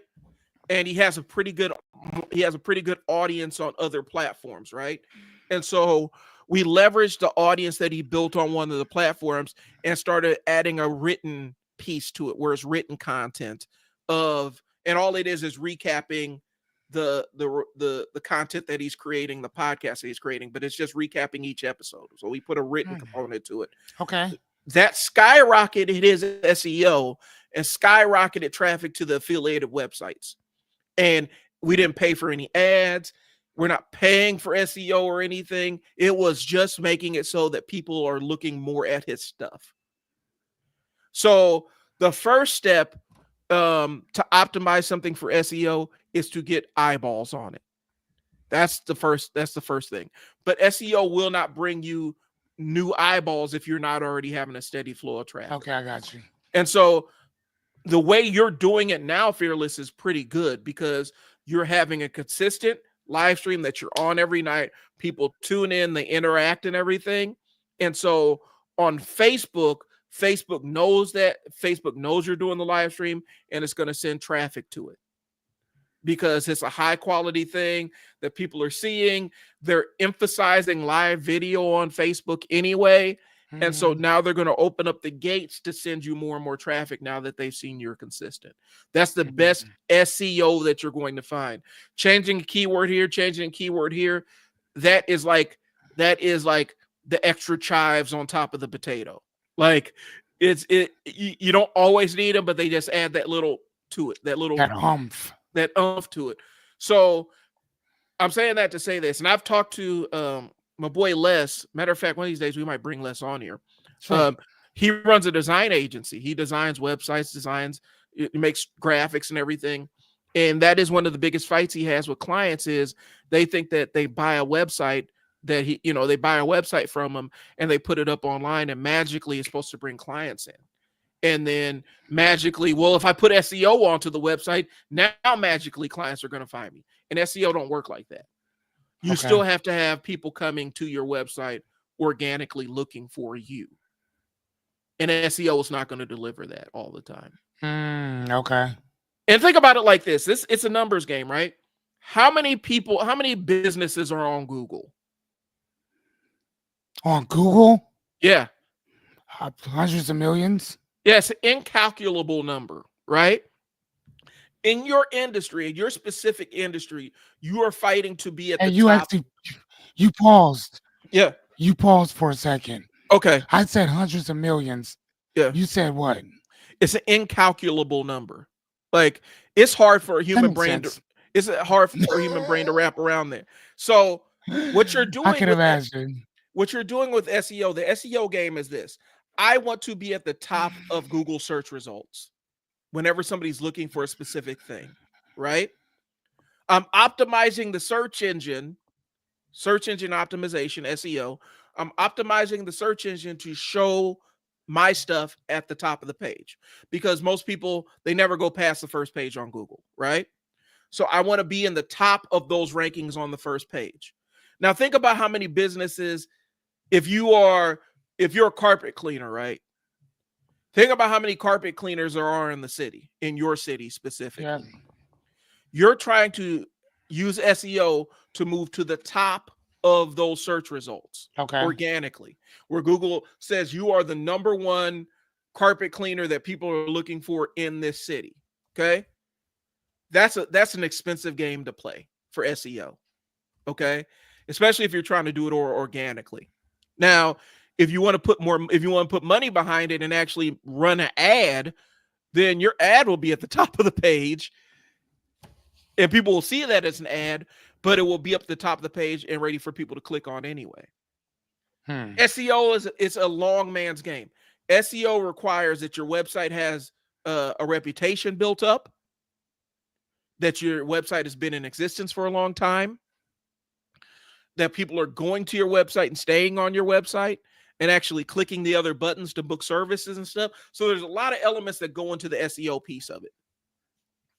And people get sold a bill of goods because they're like, well, nobody's seeing your website, nobody goes to you, but if you pay me $10,000, I can put your website on the first page of Google. Well, if you pay me $10,000, I can put your website on the first page of Google. What I'm going to do is I'm going to take 6,000 of it and put it into a Google ad, and your website's going to pop up near the top of Google. Constantly.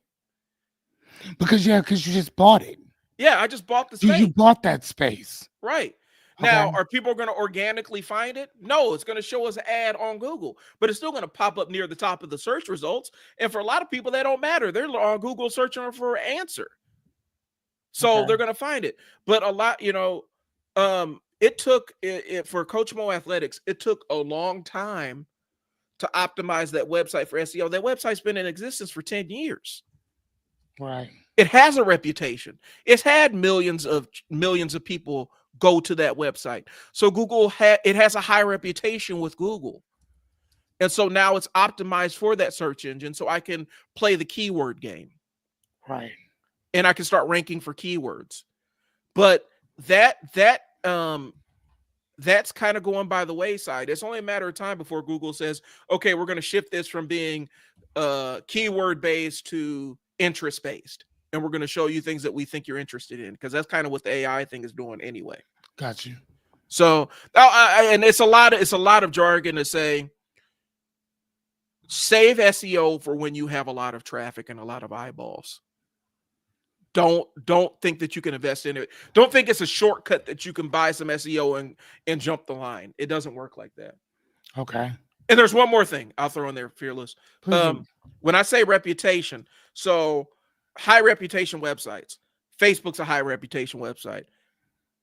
For better or worse, Twitter/X is a high reputation website. Google's a high reputation website. YouTube's a high reputation website.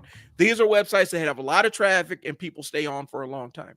Okay. LinkedIn's a high reputation website. Okay. So if people are searching you on these platforms and they're searching out you and landing on your website from these platforms, that boosts your reputation. So instead of paying for SEO, invest in a way that you can put out high quality content on each one of these platforms, and your SEO's taken care of. SEO's taken care of anyway, because Google looks at the reputation from these other high reputation websites and said, okay, so this person has this website in their bio and people are clicking on this website. So we can attribute some of the reputation from this website to this person's website, and it'll move you up in the SEO rankings. Did that make sense? Hell yeah, it does. Yeah. So get better at what you do. That's all it is. Get better. If you're watching this, staying consistent, right? Yeah. If you're watching this, staying consistent, get better at making good content, making stuff that people want to watch and people want to immerse themselves in, and your SEO on your website will be improved. So let me ask you, so is that the same premise as your videos as well? Yeah. The way it recommends videos is YouTube has a real, and they don't really disclose a lot of it, but people have kind of piecemealed stuff together, and they've talked to some of the engineers at YouTube and stuff about why certain videos do better than other videos, right? So like, and if you really want to know the game, watch Mr. Beast videos, because he's the one that's hacked. He's the one that's kind of hacked the system, and he's hacked it to the point where now YouTube will just recommend his stuff regardless of what you're really on there for. They'll throw a Mr. Beast video in there. Okay. But if you want to learn the game, Mr. Beast's formula is this.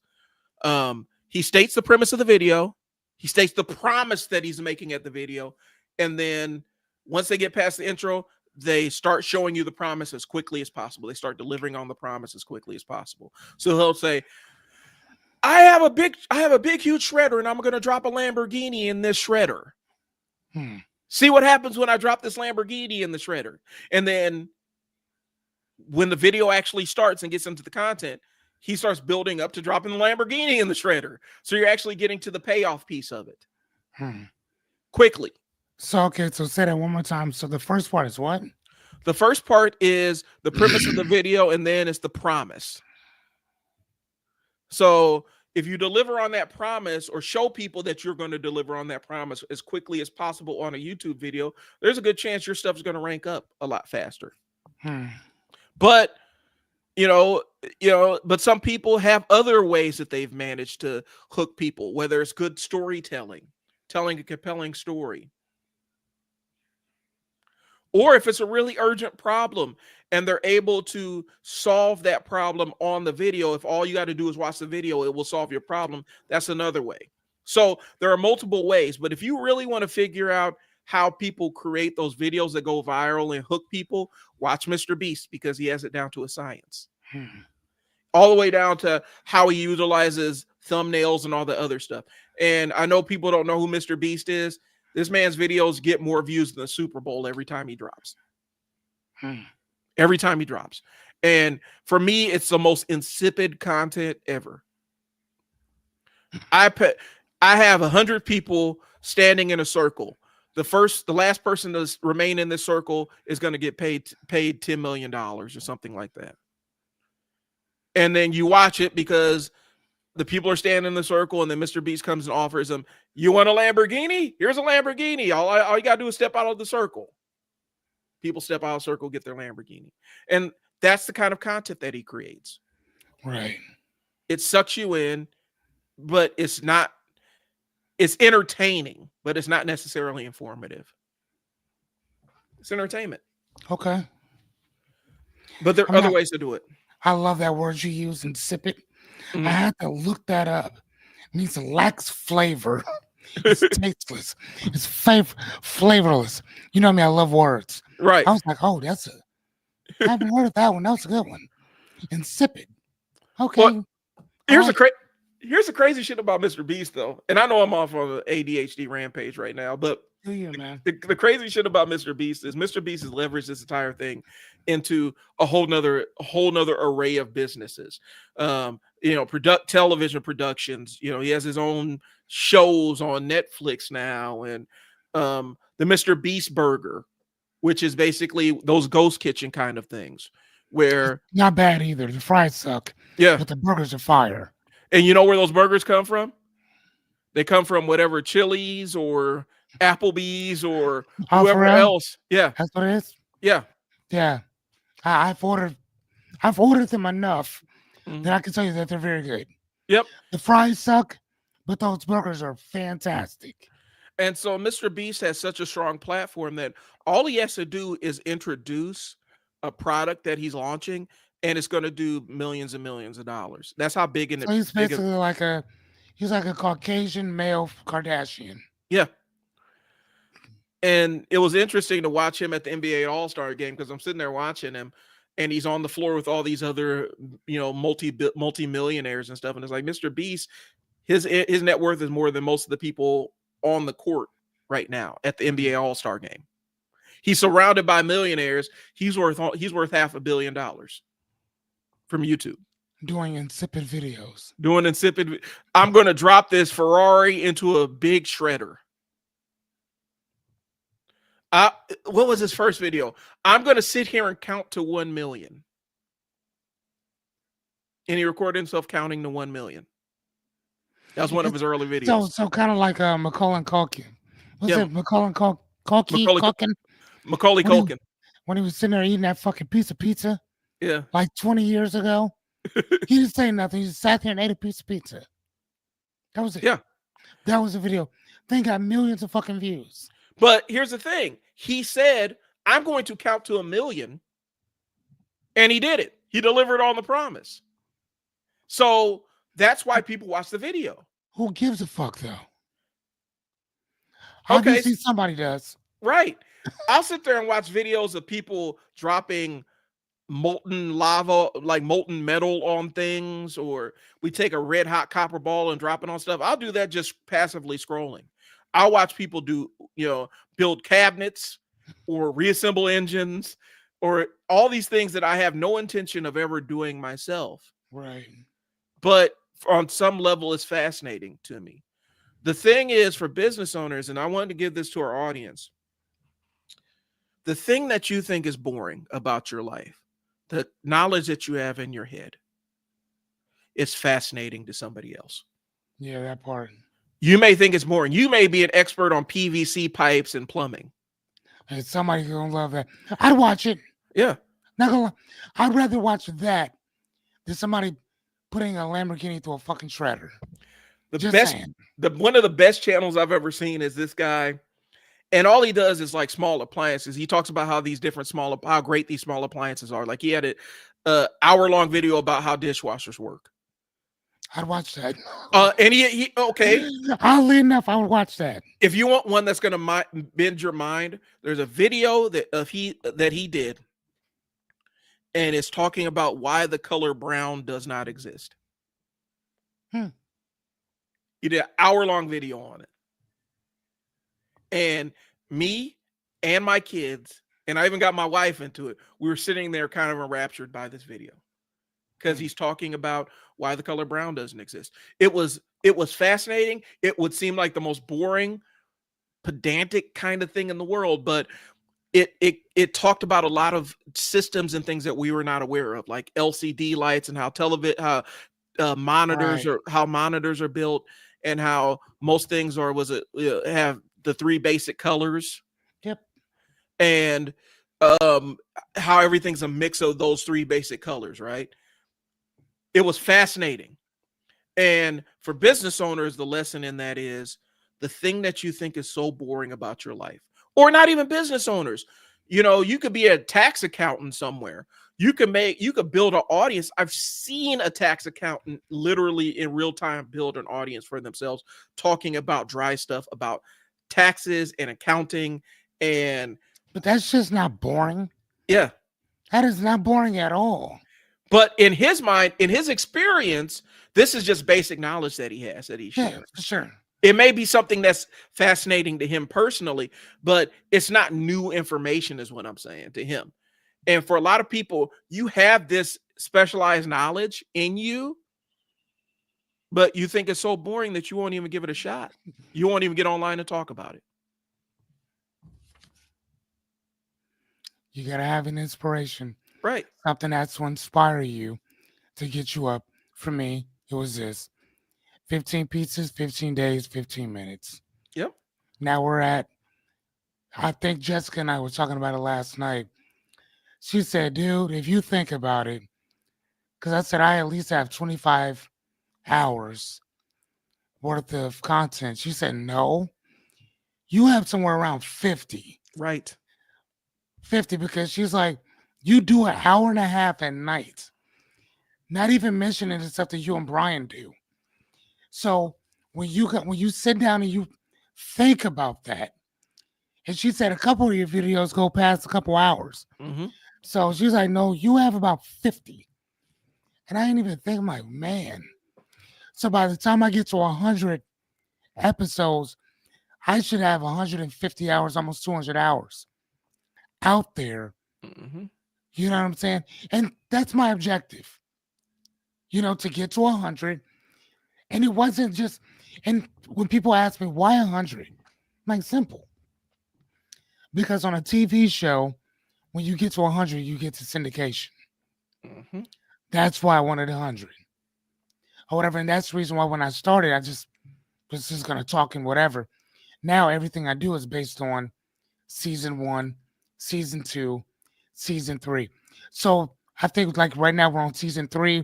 Mm-hmm. Episode today would be 26. So the episodes will consistently keep going up. I won't start at episode 1, season 4. It'll just keep going up. So, but again, that works for me. I can't tell you how that'll work for somebody else. But listening to what you're saying today, I'm like, man, that makes a lot of sense to just keep going. And here's the thing, Fearless. Please do. The way you leverage this content, since you're saving it, you're downloading it to a hard drive or whatnot, and you're keeping it. You put it all on one hard drive. You hire an editor, send it to the editor, and say, make these into podcast episodes, make these into YouTube videos. I mean, or I could just do that myself. You could do it yourself, but you could do it yourself to a degree. But here's the thing: an editor can do, especially if they're experienced with making YouTube videos or YouTube content. They can edit it, cut the B-roll, put all the graphics and everything, so it's like super highly produced, and then that improves the quality of the content. So okay. that down the road, once because I taught myself a lot of higher level editing stuff. I know a lot of higher level editing stuff just because I've done it myself. And for you have such an expansive library of content that you could probably build you already have your YouTube channel. Now you start clipping these into shorter form videos or whatnot with some production behind them. Now you're amplifying, you're leveraging content you've already created. Right. So you basically, it's the idea of what Prince did with his vault of music. You have a vault right now. You develop vault mentality. Yeah, that's what I have. That's why it's 100 episodes. And then I told her that too, because I was like, once I say, even if we broke them in half or broke them in like quarters or whatever, that I do an hour and a half a day.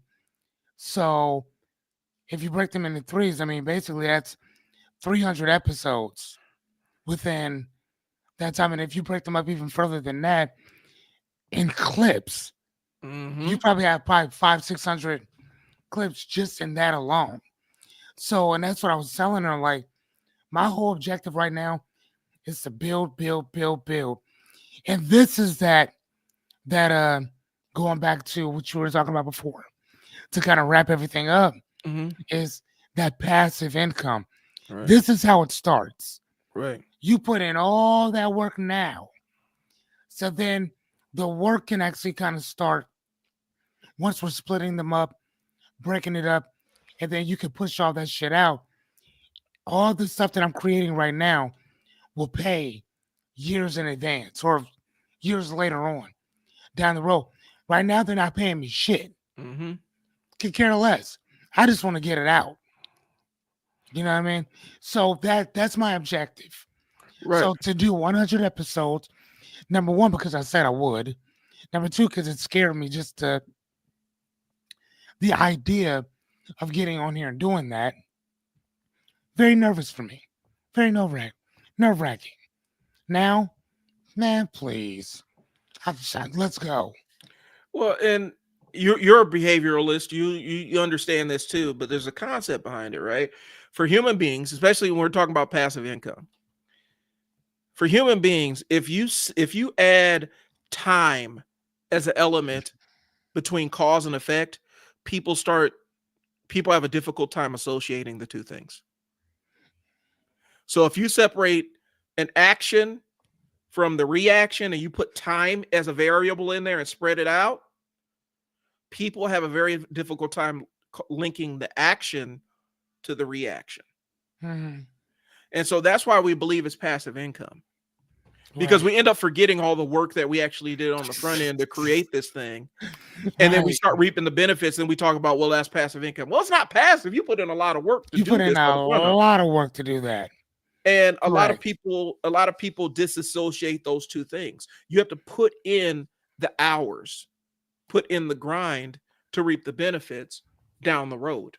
Right. But we add time as that variable in the middle, and then all of a sudden people go blind to it. That's why when you're dealing with children, immediate consequences are the ones that shape behaviors most. Right. And just even like with dogs. Yeah. Dogs, animals in general, yes.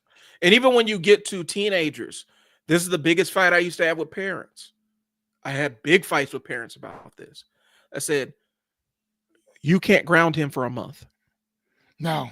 Why not? Because for most teenagers, a punishment that lasts a day or two is too long. Yep. Yep.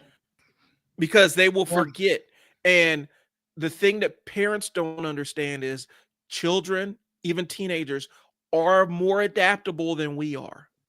So if Mhm. you say you are off phone and video games for a month, within 2 days, their new paradigm becomes my life without phones and video games. And Yep. now you've lost those two tools to motivate the kind of behaviors that you want to see.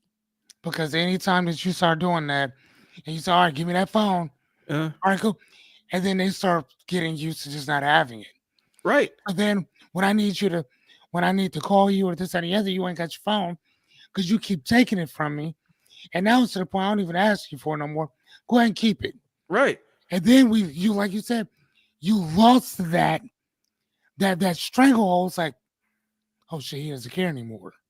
Mhm. What the fuck? I did that with my kid too, and I stopped doing that. I told parents, I said, "Oh, so you want to ground her from the game? That's fine. Let's keep it short." I said, "You don't take the game system, take the cord and the controllers. Hmm. You take them, put them in your car, take them to your office, put them in your desk." The reason why, and you keep it short, the reason why is that kid has to look at that video game system sitting over there, and it's a visual reminder of what they lost. Hmm. And then you give them pathway to earn that stuff back. Correct. But in order to get access to it, they have to do what you're asking them to do. They have to change their behavior in the way that you're asking them to. But as a visual reminder, if you remove the whole system, then it's out of sight, out of mind. They Out of learn how to mind. how Yep. to exist in a new paradigm. Adapt without it. Yep. Yeah. So I never did that.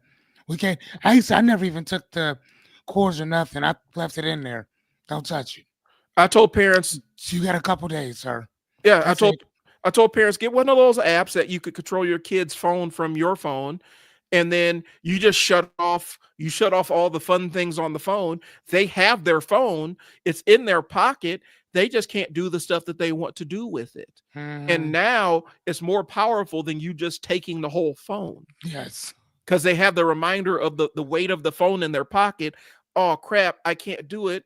Mom has shut down all the fun stuff that I like to do. I can't call my friends, I can't text anybody, and I can't play games on it. Those things went Right. away. She has control over it. In order to get what I want, I need to change my behaviors. But the caveat is it cannot be a month. A month. It can't be a week. 3 weeks. Yeah. Like I'm gonna punish him for 3 weeks. I mean, bro, unless you vehicularly hit somebody, Mm-hmm. I can understand some shit like that because somebody's life was in danger. Mm-hmm. If it's not around that, no, Well, what is it? no. What's the and you might know the word, I can't remember it. Hedonic adaptation. That's what it is. It's called Yes. hedonic adaptation. Yeah, when Where something is consistently, yeah. human beings will adapt to new Anything. environments, and they will Anything.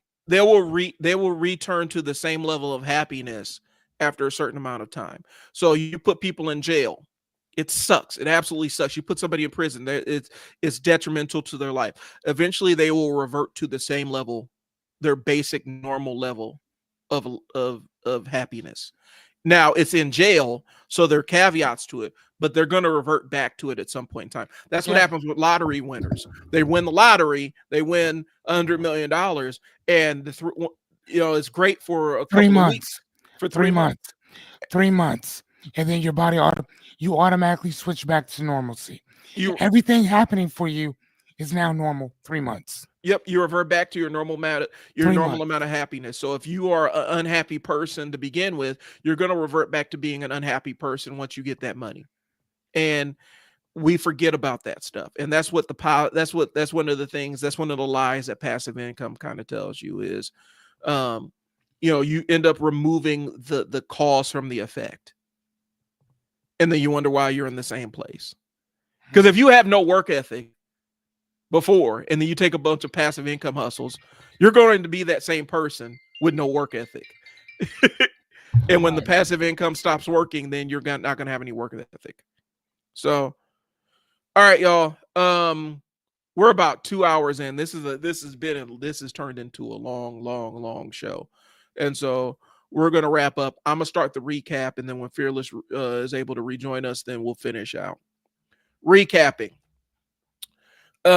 Passive income, in my mind, is kind of a myth. Okay. It basically conditions you to believe that you can not trade anything to get something out of it. And for a business owner, if you're a serious business owner, serious about your personal brand, it's a very infectious and negative thing that you're introducing into your life. But the reality is most passive income ain't really passive. It requires work. And it may not require as much work, but you're still trading resources for money. And it's not passive at that point. There's a lot of hype around it. More times than not, when you see the hype, somebody's trying to sell you something, sell you into a program or system. And more times than not, they don't make money using the system. They make money selling you the system. Okay. So let me ask you right quick. So is there, in your mind, is there such a thing as passive income? I think every couple of years, there's a new thing that can be actually considered passive income. But once enough people start doing it, then it ceases to become passive, if that makes sense. So so what you're saying is that it's situational? It's really situational. Okay. And when we say passive income, we're meaning that you don't have to do anything. Right. It's automated. It runs on its own, correct? Right. That's what you're saying. Yeah. Okay.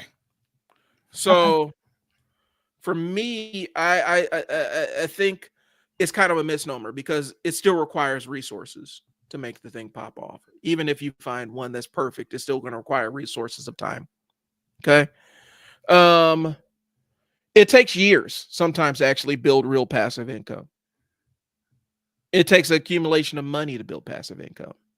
So if you're talking stocks and stuff like that, to collect interest and, where you're actually living off the interest, it requires a lot of money to make that happen. Okay. And I think people get sold a bill of goods on what the outcomes are. There are models where you can leverage, where you can actually use leverage, where you're putting focused time in and getting an outsized return on it. But these things require specific skills, they require specific knowledge, or they require a lot of money to start up. Okay. So these are going to be things like membership communities, software as a solution, software as a service businesses, selling apps, subscription businesses, licensing intellectual property, which is writing stuff that's your own intellectual property and then licensing it out for use. Real estate's a long-term play. These are things that people kind of mislabel as passive income, but it requires a lot of resources up front to get started or requires resources to maintain. Gotcha. The red flags. If it doesn't require any experience, if you don't need to know anything, if you didn't need to do anything to create the outcome, then the outcome can go away pretty fast. If there's an influencer trying to sell you into a specific program, they will bombard you with images of wealth and success. That's a red flag. If you don't know, if this person cannot explain what they do in one sentence, but they're showing you their mansion and Lamborghini and flashing a big wad of money, and Fearless and I talked about this a couple of episodes ago, they're selling you into a program. They're selling you into a dream. And if it just sounds too good to be true, be aware that somebody's trying to sell you on a passive income scam. And here's the thing, their passive income scam is scamming you into the passive income scam. That's how they make their money. It's by tricking you to. And by definition, that you can't say that it's a pyramid scheme because it's not. They actually created a service. Whether it works or not is irrelevant.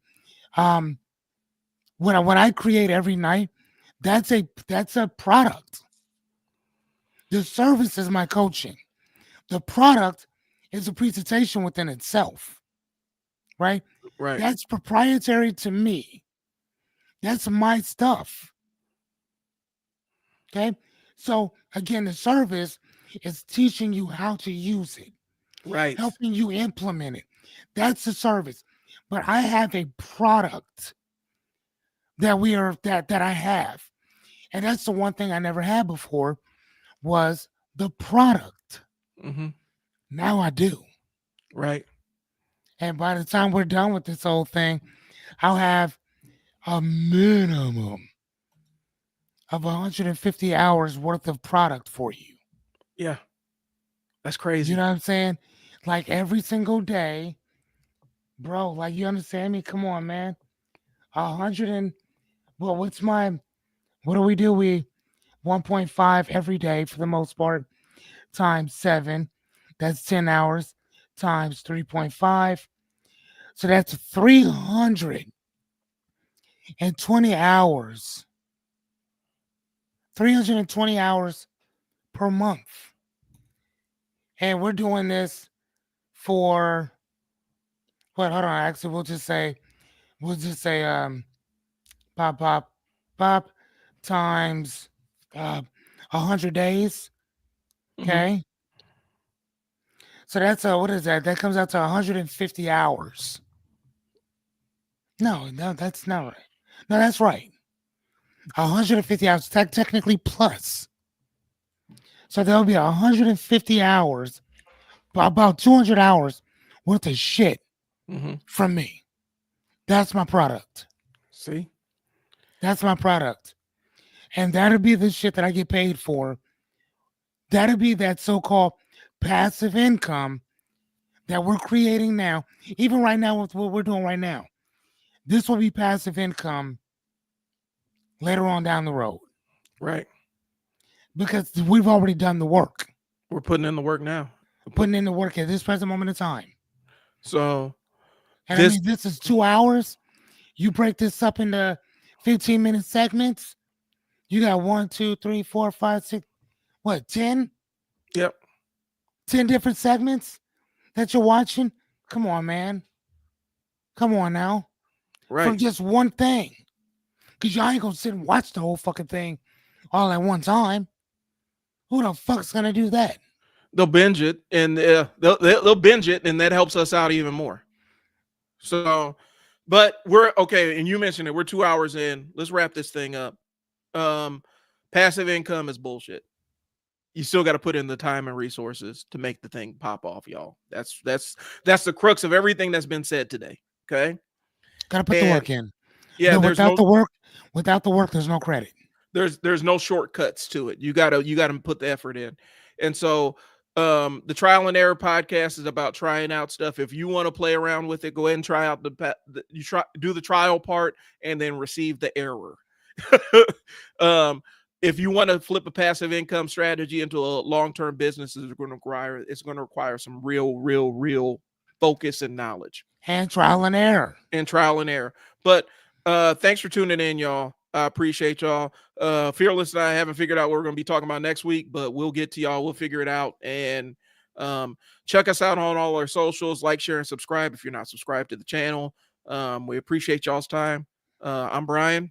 Fearless. We'll talk to you guys later. Peace. Let me go ahead and roll the edit. I ran so fast I didn't even roll the exit music. I'm rolling exit.